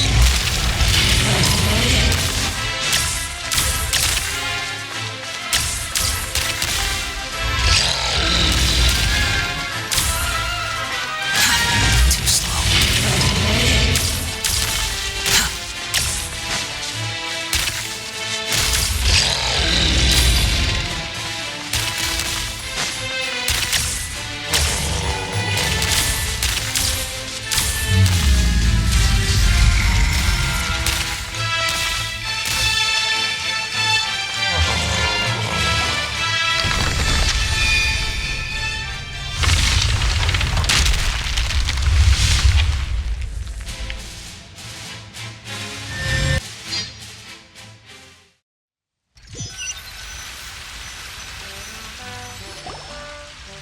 Look, he's here.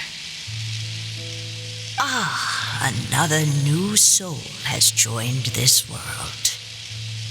But are you sure his fate will be as you described? Of course. My predictions are never wrong. I just don't like that kind of story. Then you need only do as you said, and let him find his own story within your fairy tale. You're right. Then listen closely, my child.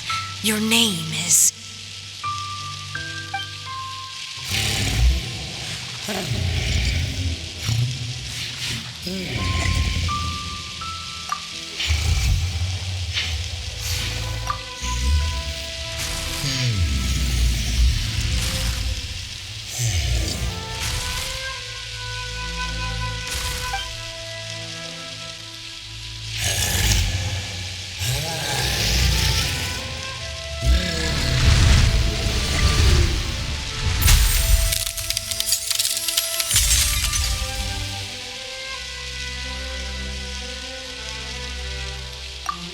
It's the dragon! The dragon that destroyed the titanium mines!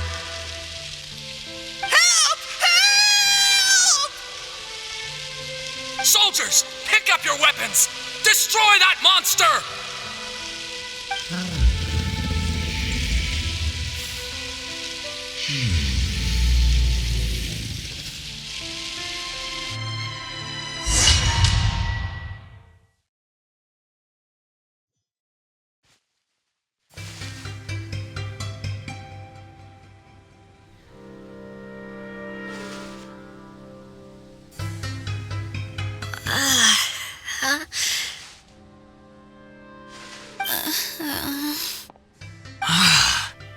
How many times am I going to have to save you? Thank you, Hat Guy. Paimon still feels dizzy. Hey, did any of you also see something strange? It was like we were witnessing... The dragon's memories. Sounds like we all saw the same thing just now. Well, we definitely saw a different side to the story. Watching it all unfold, Paimon couldn't help but feel bad for the dragon. This world might be a lot more complicated than we thought. The next time we encounter the dragon, how about we try talking to him instead of fighting? That sounds like a good plan. But maybe we should figure out where we ended up first. Huh. If the world above is a fairy tale realm, then maybe we've fallen into the next page of the book. Just keep walking and don't fall behind. Hey, wait for us!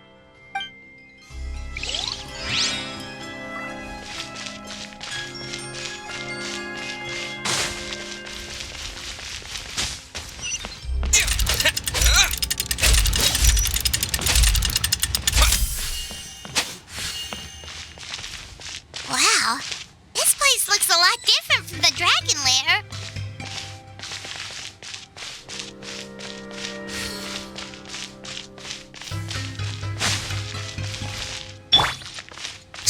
Fury.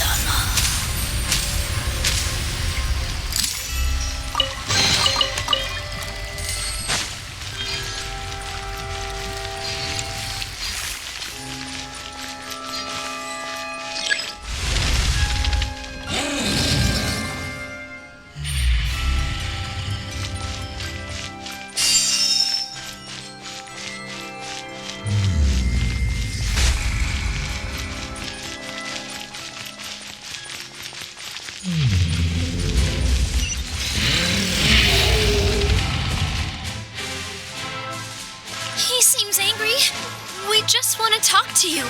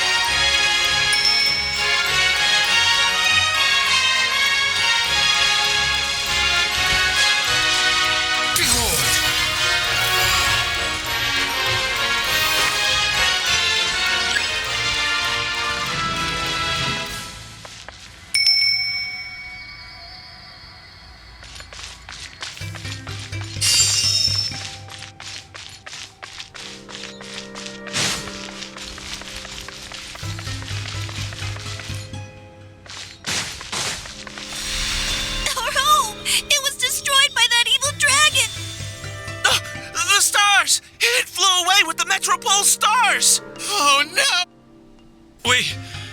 We didn't get eaten by the dragon? The dragon just dropped us off here? Hi, guy! You're getting too far away!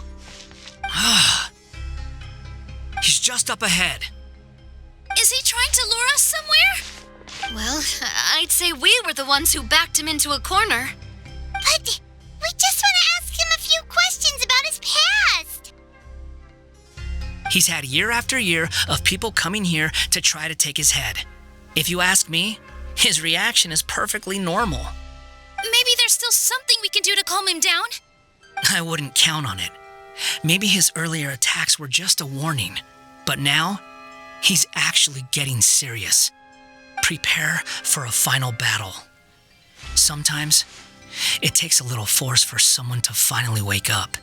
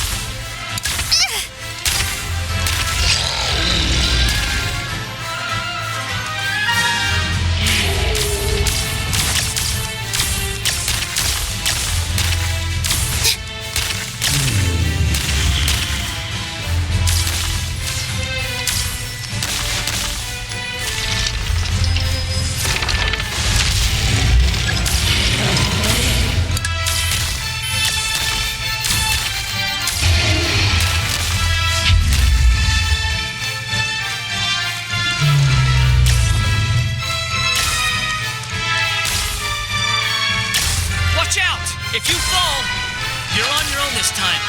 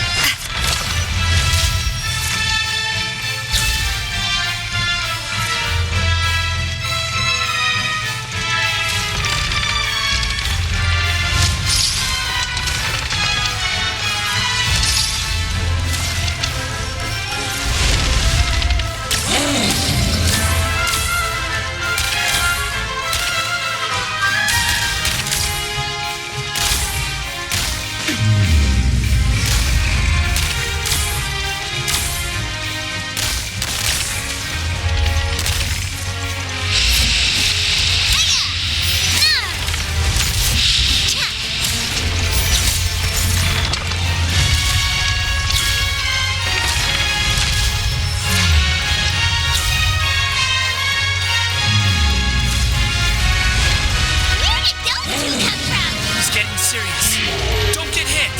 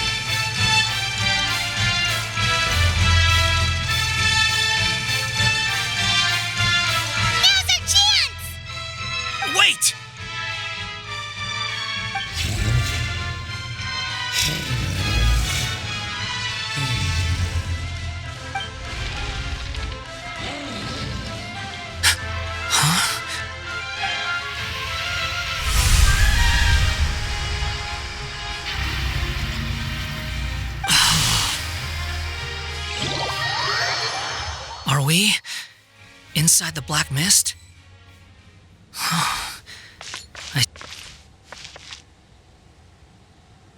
Are you sure you want to create this child, Em? Even after what I told you about his fate? He will be abandoned by his creator, and eventually... I know, Bee. You've told me already. That sad story with the disappointing ending. It's what happened in the real world, isn't it? But that's exactly why I want to change things. In a different world, his story can have a happier ending. That child, his heart is so full of love. I understand, Anya, but know that if you give him that name, his fate in Simulanka is destined to parallel that of his real-world namesake.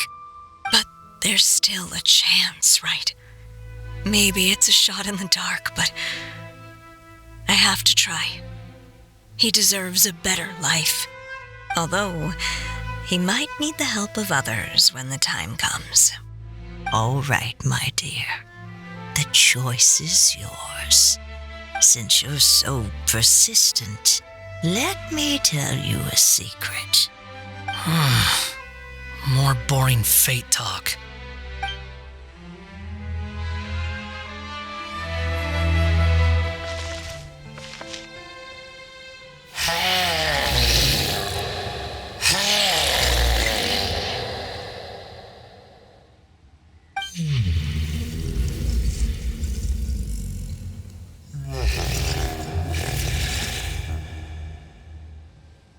I'm sorry, my child. Unlike my friends, I don't have a long time to live. All said and done, the story of my life will be shorter than the fairy tales in this book. So I will have to leave your side, I'm afraid.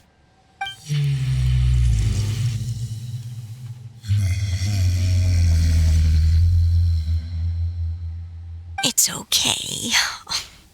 It's okay. Once I'm gone, I will become a star in Simulanka and watch over you from above. If you ever feel lonely, just look up towards the sky.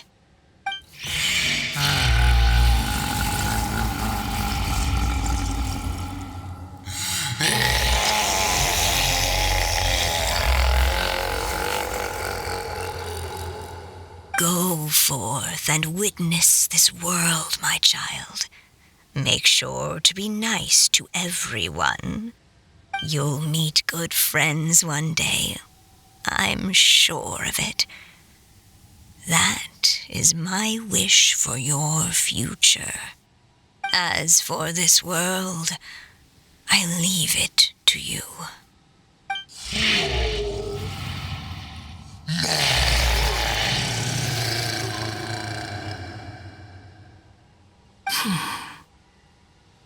So in the end, you were betrayed too.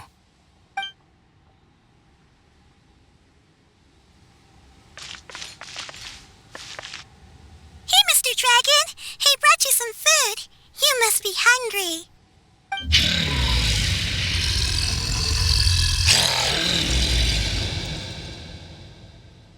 Shh! Quiet!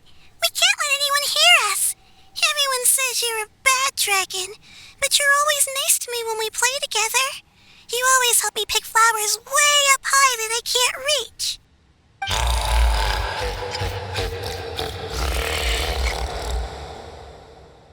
It's okay. Just keep hiding here, and tomorrow I'll... Oh no, my child! Help! Somebody help me! Save my child! The dragon's trying to kidnap her! No, Mom! It's not like that! Listen to me!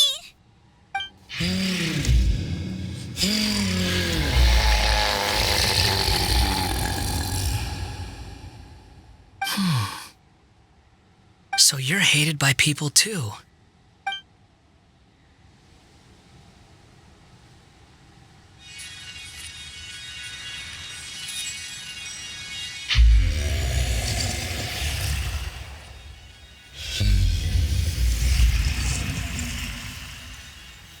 So that's it. That's really your wish? To never have been born at all? That's not a fate you should wish for.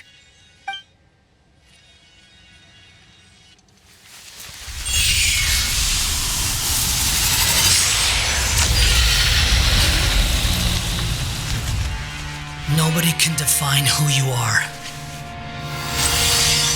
or deny the true feelings of your heart. Now remember your name. Durin.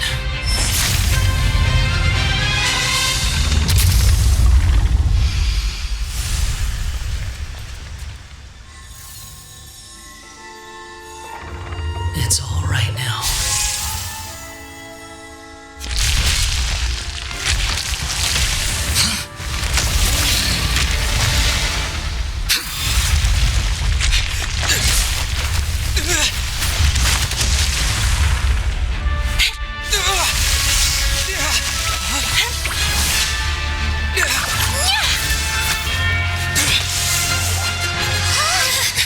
Watch out!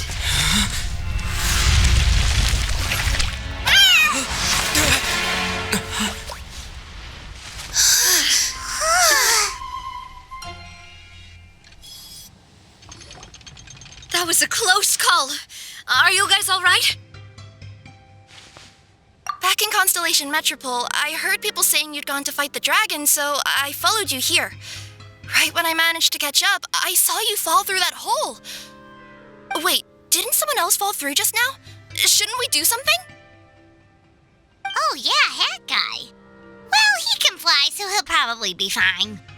He called the dragon something earlier. It sounded like he said... Durin. That's his name. Oh, Hat Guy, you're okay. Wait, what about the dragon... Durin? He's fine. Durin. Wait, that's the name of the dragon from Dragonspine, right? The one that became a part of the mountain after being slain by Dvalin? If Paimon remembers correctly, it was created by... Right! It was created by Rhine Daughter! Created, you say? So, what exactly happened down there? You've been acting weird ever since the end of the fight.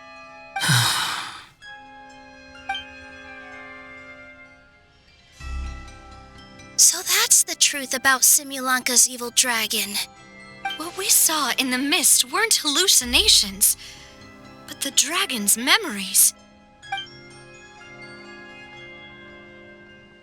Huh. I thought it was strange. The people around the Broken Sea are clearly stranded, but I never heard any stories about the dragon attacking the village. The people we met along the way are probably workers from the Titanium mines, or guards who came here to claim the dragon's head. Durin probably allowed them to live here because there was nowhere else for them to go. When I first came to this world, a voice spoke to me and said, "You are the hero of this world. Now go forth and save the dragon." Who is the person behind this voice anyway? And why did they bring us all here? Come with me. The answer to all this can be found below.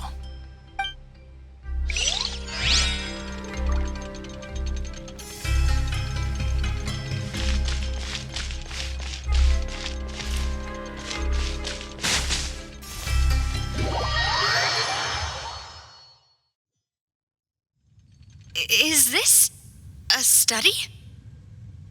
That's right. It belongs to the goddess of fate. Goddess of fate? As in one of the three goddesses who created Simulanka? Or more precisely, M, one of the mages of the Hexenzirkel. Hexenzirkel? As in... Sorry, Paimon shouldn't just regurgitate everything you say. It's a lot to take in. She created the story of Durin. Well, the Simulanka version at least. These records should cover most of what you want to know, including the identities of the other two goddesses. Read them for yourselves.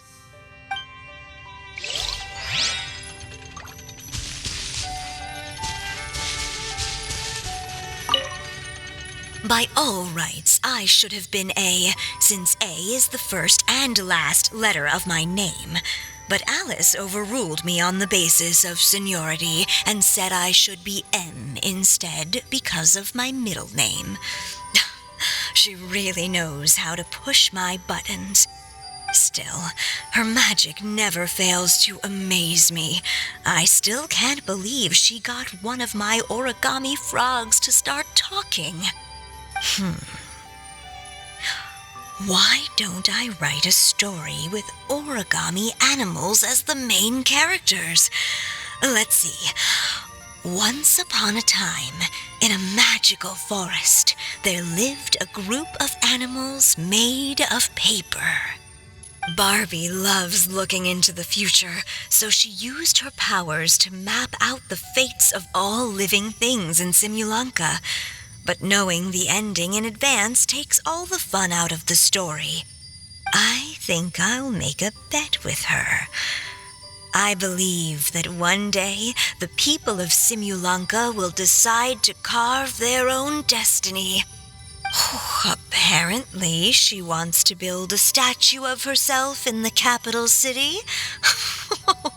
Always looking to add some pizzazz.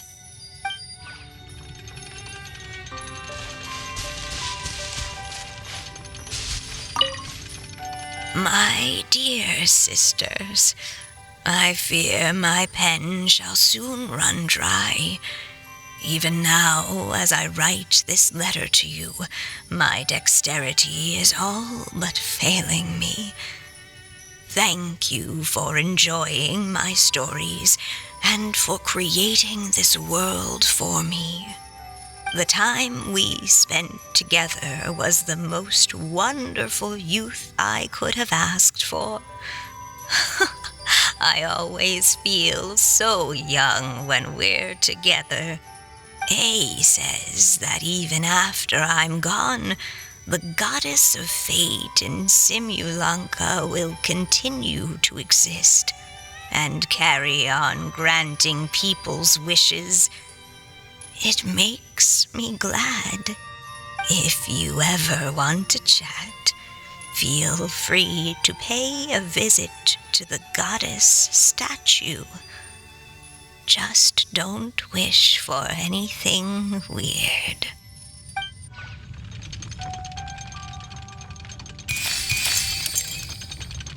It's Simulanka Durin, and he's looking up at something. A star. This must have been after M passed away. This looks like a mine. Maybe the Toitania miners dug too deep? So deep that they dug right through to the world on the next page. Yeah. Now that you mention it, This miner's lamp looks really similar to the star on the previous page. The Forest of Blessings. This book has been recording Simulanka's history all along. Look at the size of those footprints. If that's every time he lands, then no wonder people are so terrified of him. So that's why you took the stars. Because you missed your mom.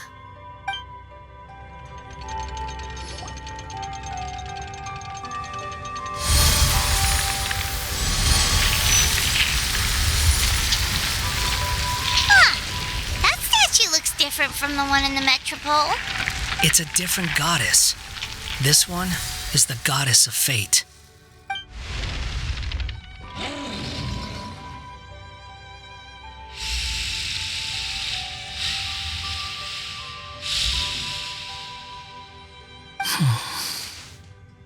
It's all right now, Durin. Nobody here wants to hurt you.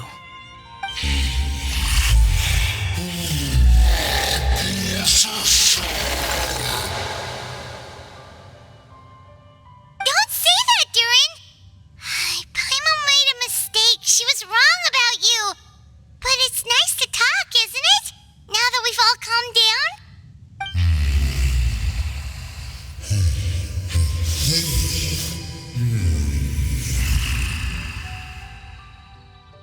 So that's why you made that wish? So stupid. Hey! Anyone with eyes can see that all you want to do is get along with everyone.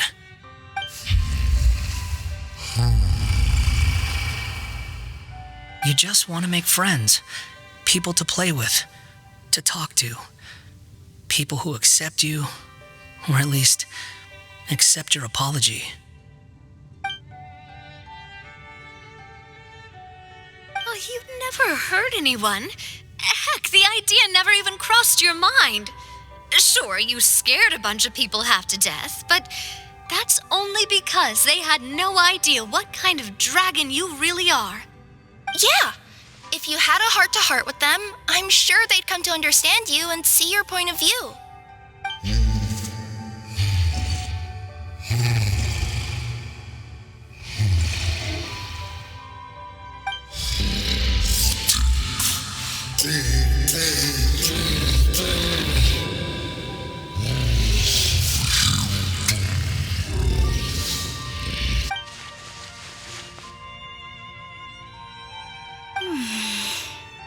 The curse.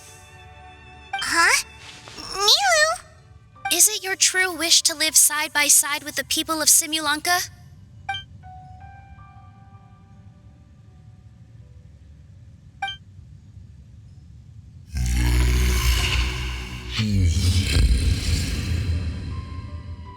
Then close your eyes and make a wish to the goddess of fate. We will help make your wish come true.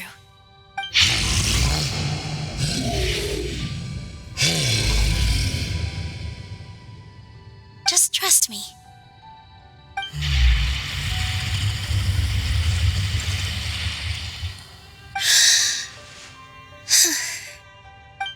I, Nilu, the forest fairy, give to you my blessing and welcome you as a dweller of the forest. May everyone accept you as one of our own, and may the Forest of Blessings be a place you can call home. I, Navia, King of Constellation Metropole, give you my blessing. I grant you citizenship to my kingdom. Oh, me too. As the, Nekomata in Boots of this world, I give you my blessing too.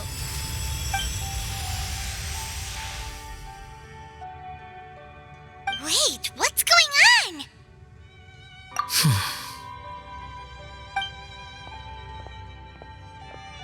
I, the hero of this world, give you my blessing. I recognize you as a resident of Simulanka. May you find acceptance in this world.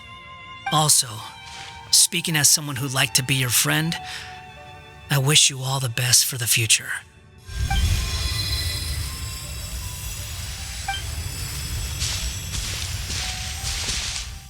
I, a traveler who has traversed many worlds, give to you my blessing. May you find friendship and goodwill, no matter where you go.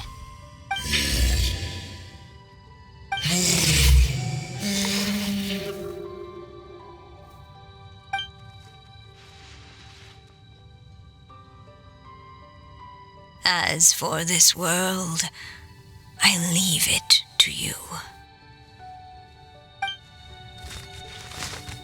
Huh? What? Why are you all staring at me? Huh? My claws? Are these my claws? And my wings? My tail? Does this mean... Wow, you look so cute. Quite a radical transformation. Not that there was anything wrong with the way you looked before, of course. It's just, you get what I mean. How do you feel? Are you happy with your new appearance? Does anyone have a flower with them? Or even just some water or paper from this world? Oh, I do actually. Here you go.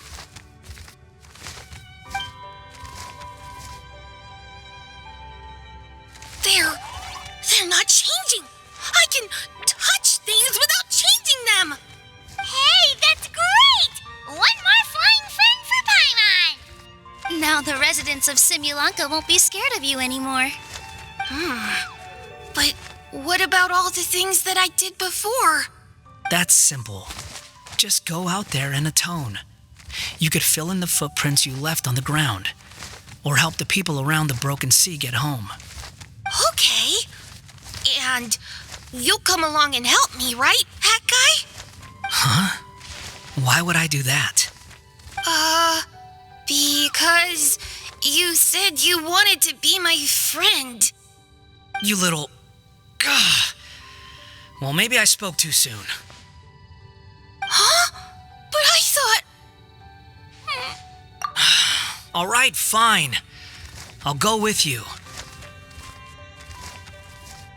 Really? Yes, really. Lying to you would be no fun anyway. Oh, thank you! You're the first friend to call me by my name! Let's go back up. I'm about to suffocate down here. Oh, it feels so good to finally see Hat Guy meet his match. Yeah, okay. Paimon just never thought we'd see the day, that's all. All right, let's also head back up then. Don't be scared, Durin. We'll be right by your side. Thank you for your blessings, everyone. Oh, this is the happiest day I've had in a really long time.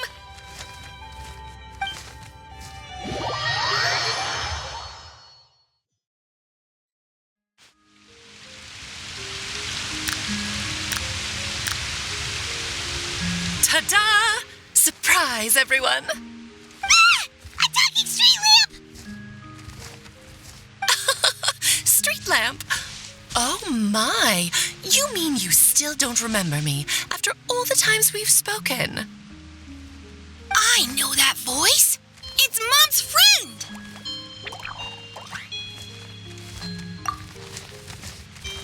Hello there, traveler and friends. And Durin, it's good to see you. You've changed quite a lot. In fact, you look so different that perhaps I should call you Mini Durin. Mini Durin, huh? Yeah, I like the sound of that. It's nice being smaller. You must be one of the 3 goddesses of this world. Are you the goddess of creation? Yep, that's right. But although it's the most impressive sounding of the 3, to be honest, we all made an equal contribution toward the founding of this world. If you've ever read any of M's stories, you'll know just how enchanting the worlds are that she writes about. So enchanting that I just had to step inside and explore it for real. So I got B involved, and with M's consent, created the world of Simulanka. Whoa, whoa, whoa! You're getting a little ahead of yourself. First things first, would you mind explaining what you're doing here? In fact, no! What are we even doing here? Don't worry, all will be revealed. After everything you accomplished on your journey, you're free to ask me anything you want. Let's start with your first question then. I'm here because I sensed a great magic power emanating from the book just now, and I couldn't resist the urge to peek inside and check it out. That must have been when we all gave Minnie Durin our blessings, right? Yes, exactly. In the world of fairy tales, words and emotions often carry far more power than any spell. It's all thanks to your magic that Minnie Durin was able to take this form. Come say hi to me, little one. Oh, look at you. You're as cute as a button. So, what about us? Was it always part of the plan that we'd come here? Plan isn't the word I'd use. If you ask me, I'd say fate works in mysterious ways. When Durin of Simulanka made his wish to the goddess of fate, it just so happened that in a world far away, all of you wonderful people were holding a copy of M's fairy tale at that exact moment. And because of your noble and kind souls, you were selected by the goddess of fate to come and save this world. Now that you mention it, that's what I was doing when I was transported here. I was reading a fairy tale to some children in the Fleuve Cendre. I think I just, happened upon an old book and decided to use it as my pillow during a nap in a box. Wow, what a crazy coincidence. Wait, that's not right. How come everyone else got assigned the role except us? 'Cause we were also... Yeah, that was it. We just received a strange book and we had no idea who sent it. Then, the moment we opened it up to start reading it, we found ourselves here. You're the one who sent it to us, aren't you? Oh, is that what happened? Yes, that does sound like me, doesn't it? Good question. Why indeed? Maybe I thought this was such a good story it simply had to be read by someone. As the traveler and witness of many worlds, how could I let such a beautiful place pass you by? I can sense that your blessing for Minnie Durin was a very special one. With this blessing from beyond the story, he might even be able to explore worlds outside of this one. Teyvat, you mean? That's right. In fact, back when we were first creating Simulanka, Em told us that she hoped the people of this world would one day be able to explore the wider world beyond. Every story has an ending, but if the story becomes reality, it should have the right to choose its own path. So, in other words, the predestined lives these people lead were always going to disappear one way or another. Wait, so even if the people here get to go to other worlds, surely there's gotta be a way we can leave too, right? Don't you realize you've been able to leave all along? Huh? You can either take the boat at the Broken Sea or touch the giant bookmark at the Cliff of Prophecy. All you need to do if you want to leave is focus on the place you want to go. How were we supposed to know that if you never told us? Huh, didn't I? Well, given how smart and capable you are, surely it can't have posed a huge problem for you. As for your other friends who were summoned here, if I had to guess, I'd say the Goddess of Fate probably didn't tell them about it because she wanted them to get engrossed in the story. She's Em's reflection, after all. It wouldn't surprise me if she shares Em's love for cliffhangers. Anyway, I think that answers your questions, yes? What do you all plan to do next? I'm gonna go say sorry to the people of this world. After that, I want to start protecting Simulanka, just like Mom told me to. Now we know how easy it is to get back home. Paimon's suddenly not in such a hurry to leave. Same here. It's not every day that you get to come to such a magical world. I, for one, plan to explore it a little longer. I'm glad to hear it. Maybe I should invite some other friends to join you too. By the way, Minnie Durin, I'm delighted to see you've made some new friends. I'm sure Em would be very proud of you. Now, before I depart, please let me give you a blessing as well. May your future be as rich and colorful as the stories Em used to tell. She's gone. Guess this is where the hero's journey comes to an end, huh? Ah, but it's also where a new journey begins. The adventures of Minnie Durin and friends. Huh? An adventure for me? You bet. For starters, I'd love to introduce you to my other friends in the forest. Even though there have been some misunderstandings in the past, I'm sure they'll welcome the new you with open arms. Huh? Stop looking at me. I already said I'll come with you. Whoa! Look over there! Wow. The stars are beautiful. Huh. I'll bet that's a gift to Minnie Durin from the 3 goddesses of this world. Oh. Thank you, Mom.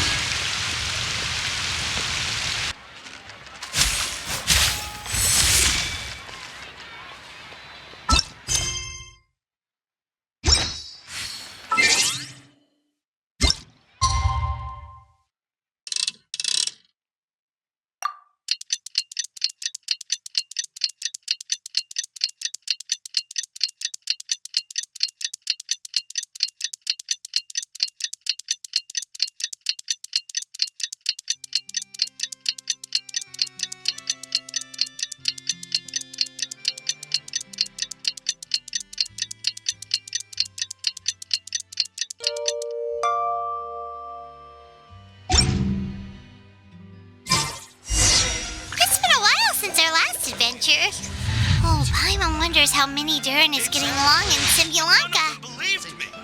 Let's go to the Forest of Blessings and take a look.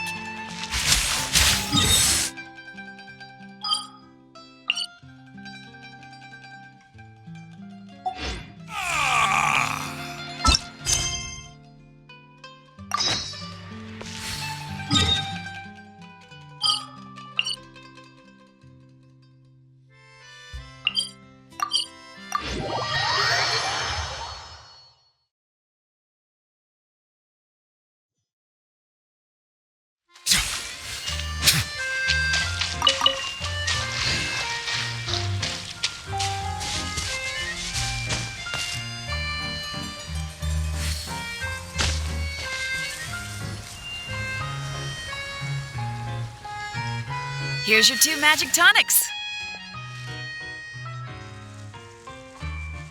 Why, thank you, young lady. And might I add that you're looking quite lovely today. Jean, come on, take a seat and let's have a drink. I ordered one for you as well. But is this really appropriate? I mean... Still worried about Klee? Relax. Albedo's with her. She'll be fine.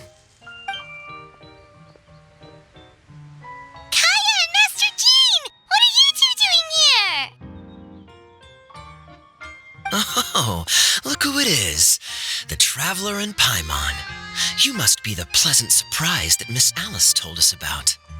Greetings to you both. This is one place I didn't expect to run into you two. The locals here have been talking non-stop about some brave heroes who saved the world. Let me guess. You two have been up to your old tricks. Well, not just us. We only played a small part. You could say we were 2 members of the Heroes Adventure Team. Still sounds mighty impressive to me. As ever, our honorary knight is making us proud wherever they roam. That's right. We received a letter of invitation from Miss Alice, proposing that we take Klee for a vacation in Fairyland when work dies down.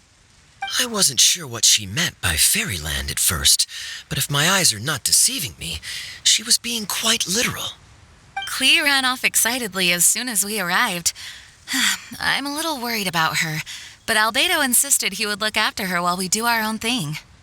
We could hardly say no to such a considerate offer, so I took it upon myself to bring Jean to the nearest tavern we could find. Any excuse for a drink, huh? Well, we are on vacation, It's only fair that we get to indulge ourselves a little. You're right. I should make an effort to relax and unwind. It's what Miss Alice would want, after all. Oh, wait, Kaya?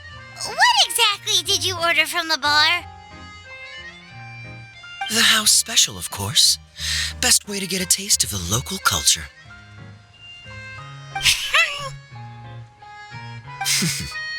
Why are you making that face, Paimon? Nothing. Paimon's just perpetually amused by your lifestyle, that's all. Go on, drink up. Something tells me I need to tread carefully here. Let's see, it's got a lovely color, but how about the taste?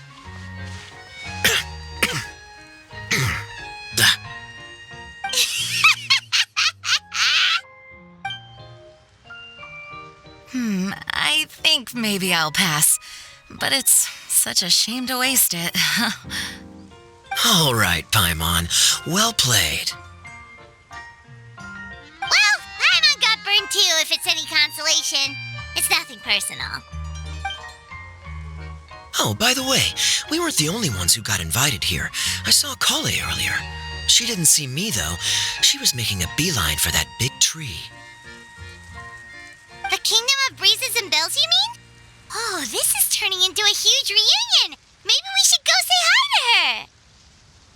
All right. Well, give her my regards. Thank you. Enjoy your time here, too.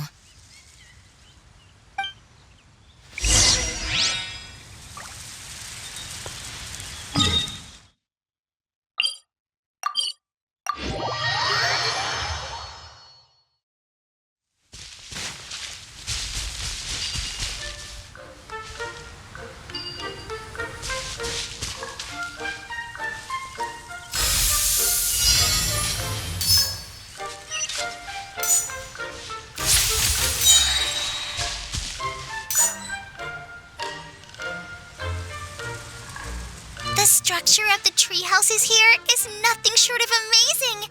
I have to write it down so I can tell Master Tainari all about it later. Hey, Kale! You scared me. Traveler and Paimon, you got invited here too? Yep. Well, they sort of skipped the invitation part, but anyway, what you doing out here? Something caught your eye? Oh, yeah. I'm trying to observe and summarize the structures of the trees here, and also the animals that live here. Well, the residents, I guess? I still can't get over the fact that they're all someone's origami handiwork. Once a forest ranger, always a forest ranger, huh? Not sure you'll be able to apply much of what you learn here back home, though, with this being a magical world and everything. What? Over there, by the giant footprint, have those houses always been there? Oh, those? The local flying squirrels told me that they were built by a small dragon and some guy wearing a hat. Oh, that must have been Mini Durin and Hat Guy. Any idea where they went? Supposedly, after building the houses, they went to somewhere called, Constellation Metropole? Did I say that right? Yep, you got it. Oh, also, when the locals mentioned the dragon, did they seem at all, did they say... Now that you mention it, the atmosphere changed a little when they talked about him. Oh no. They mentioned some stuff along the lines of past misunderstandings and welcoming new members. I only just got here, so I know very little about what has happened in the past. They seemed genuinely grateful for the houses, though, and said they were going to plan a welcome party. Oh, thank goodness. Phew. Sounds like the forest has begun to accept him. It's a step in the right direction. Are you looking for that small dragon? Yeah, he's a new friend we made after we arrived here. No way! Really? I'm getting more and more interested in your story. No. I've got to save it for next time. For now, I've got to make the most out of my time in this wonderful world. Oh, there's no rush. Just take it slow and enjoy yourself. Like Kaya. Oh, he sends his regards, by the way. Oh, Mr. Kaya is here too? Then I've got to go say hi to him. Well, right now he's at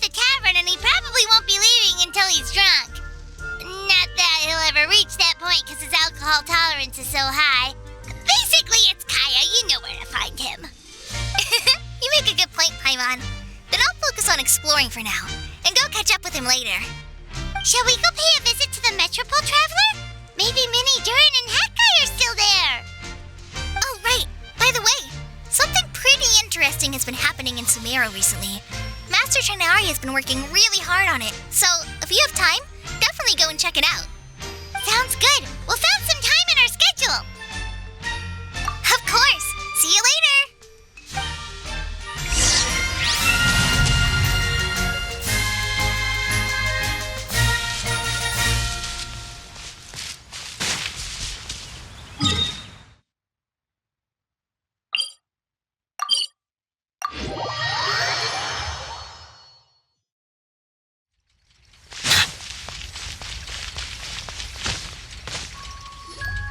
What?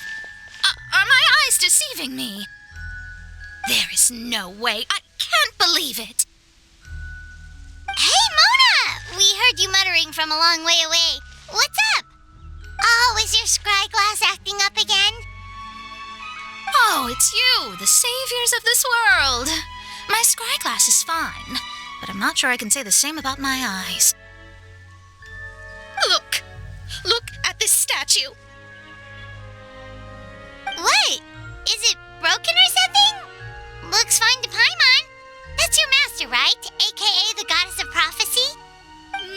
I refuse to believe it. There's no way that old hag looks anything like this. When she was younger. Oh, actually, now that you mention it, this does remind me of the fashionista phase she wrote about in her diary. She can't hear me, can she? I swear I just got chills down my spine. Either way, it's probably a little rude to talk about her right under her statue. But how do you know it's a statue of her if you never saw her as a young woman?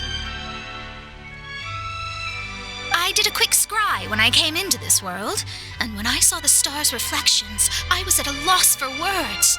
It looks like fate in Simulanka is based directly on Tevat.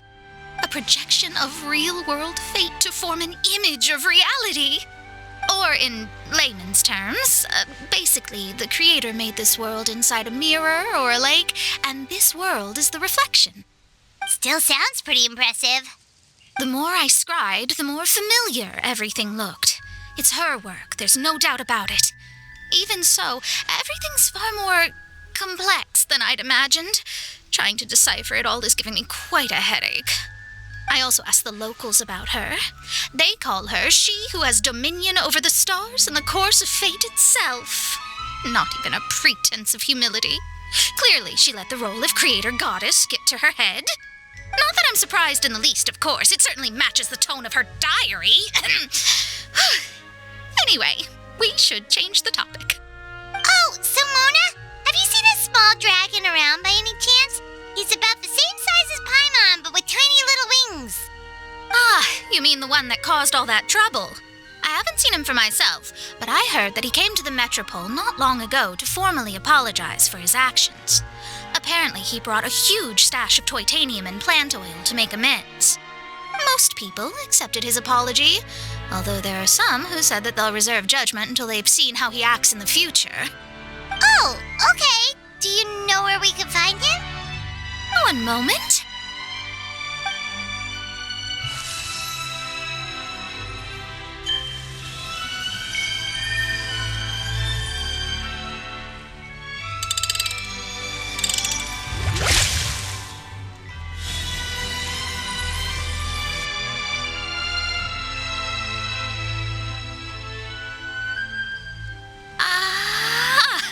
It looks like he's at the Broken Sea. There's a big group of people with him, too. Cool! Wanna come with us? We can introduce you?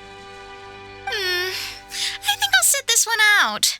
This might be the closest I ever get to meeting the old hag in her youth, so I think I'll spend some time seeing what else I can glean from her grand design. You guys have fun. What do you mean, be careful? Now you're making me nervous. We'll be off now. See you later, Mona!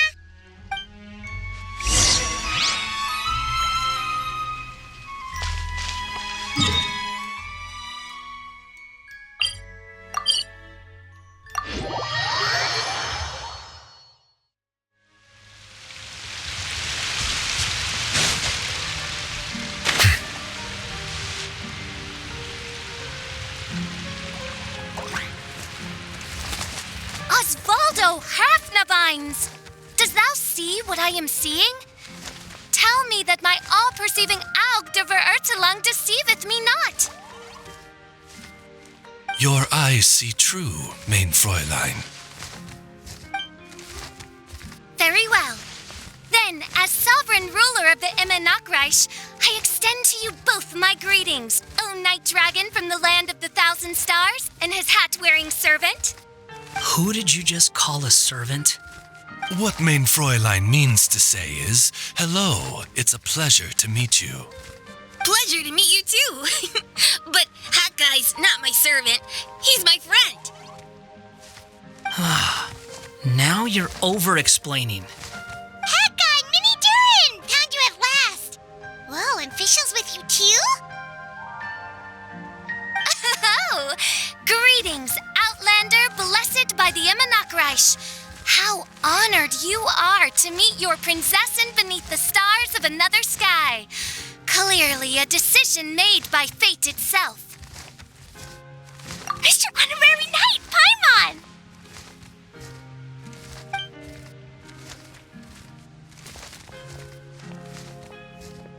Greetings. You both look well. Hey there, Klee! Have you been having fun here? Yup, loads and loads of fun. There are so many cute animals and a magic train that was really long and a huge, huge castle and a king lives there and everything. I've been taking Klee to see all the sights. It's been a very enriching experience. Alice's magic is truly outstanding.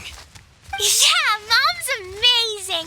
Klee wants to build a great big house now, too.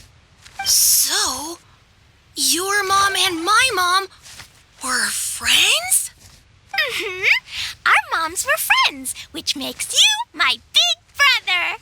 My mom used to read your mom's stories to me all the time. They were great. Big brother? Wow. Thank you, Klee. Can I go play with Klee, Hat Guy? Suit yourself. Albedo, can I? Go on. Just don't go too far away. I'll come pick you up later. Yay! Come on, Mini Durin. Do you want to come play with us too, Fischl? Your princessin accepts your invitation. Rejoice!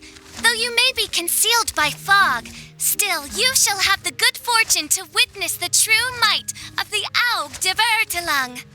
What mein Fräulein means to say is, perhaps we can all play hide-and-seek together. Mein Fräulein is it. Hooray! I love hide-and-seek! Oh, me too!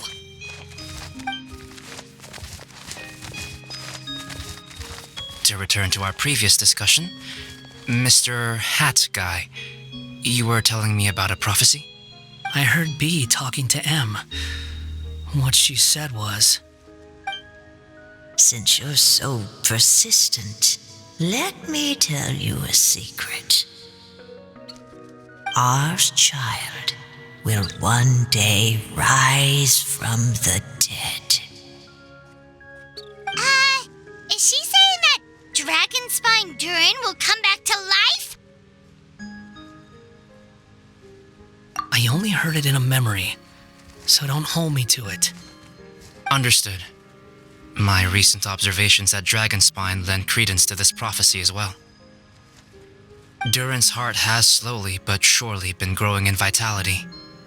The process is extremely slow, but the trend is clear. What should we do? To start with, plan for every potential scenario, including, of course, the worst-case scenario. I am well aware of Durin's past, and I sincerely hope that things never escalate to that point. Still, we need to be prepared for every possibility. If the prophecy is true, and Durin's heart will one day beat again, I'd like to hope that whatever rises from the dead is no evil dragon, if you understand what I mean. Kind of? But not really.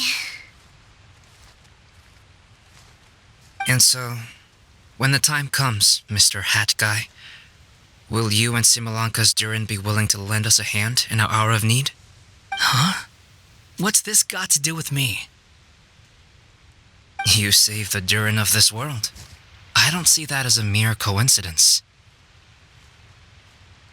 If there is any meaning to be read into the actions of the three goddesses, beyond fairy tale whimsy alone, I can only boldly speculate that the fate of this reflected world may have a reciprocal effect upon our own world.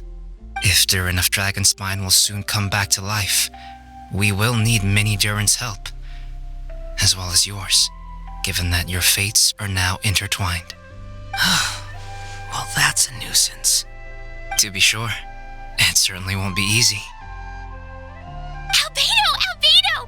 There's a flying paper ship over there! Can we go see it together, please? Sure. 2 seconds, I'll be right with you. Please give my suggestion some thought, Mr. Hat Guy.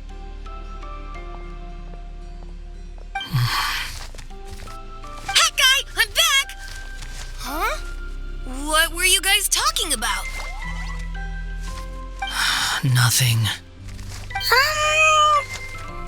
Huh. Okay then. Let's go join the others. Everyone's going to check out the new origami ship. All right. I'll be right there. Why would I be? Do I strike you as someone who cares about other people's issues?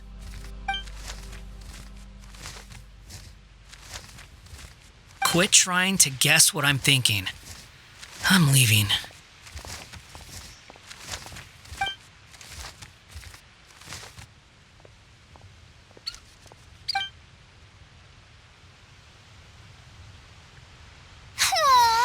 What a lovely little boat!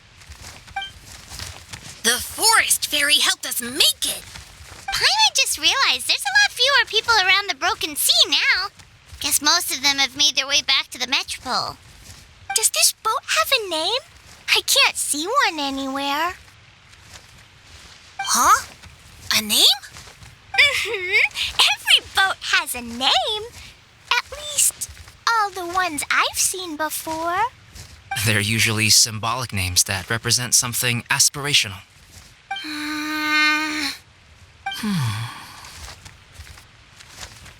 Let's go with the Durin. Huh? You want to name it after me? Oh, you mean to wish Mini Durin a safe voyage as he sails into a new chapter of his life beyond this world? Your princessin approves. Let this vessel bear the name of the most esteemed dragon of the night. The Durin. Let's call it that then. Thank you, Hat Guy. Also, can I ask you a favor? Go on. Remember how Mom's friend said I should be able to leave this world? Well, I want to pay a visit to your world. Just a quick trip, can we? Huh? Is that a no? Paimon thinks that's a great idea. If the people of Simulanka are allowed to go to Teyvat, then what's the problem with taking Mini Durin there for a visit? I'm assuming I'll have to be your bodyguard while we're there. I can protect myself. And I'll do what you say. I won't fly off on my own, I promise. Please, can I go? It'll be up to you to stick close. If you disappear on me, don't expect me to come looking. Got it! I'll stick close! Why don't you take the Durin? Now you've given it a name, it'll be a maiden voyage for the boat and a brand new journey for you. Are you leaving, Mini Durin? Okay. Well, make sure you come visit me in Mondstadt so we can play together again. Klee will draw you a map to show you the way. Though our time together has been as fleeting as a ray of light in the depths of the long night, The Immonokreich will welcome you with the grandest of music ceremonies on the occasion of our next reunion. As surely as the stars in the sky watch over us, we shall meet again. What mein Fräulein means is that you're always welcome to visit her at home as well. Cool! Ah, I have so many new friends now. I'm so happy. Are you done yet? If you want to leave, then get over here.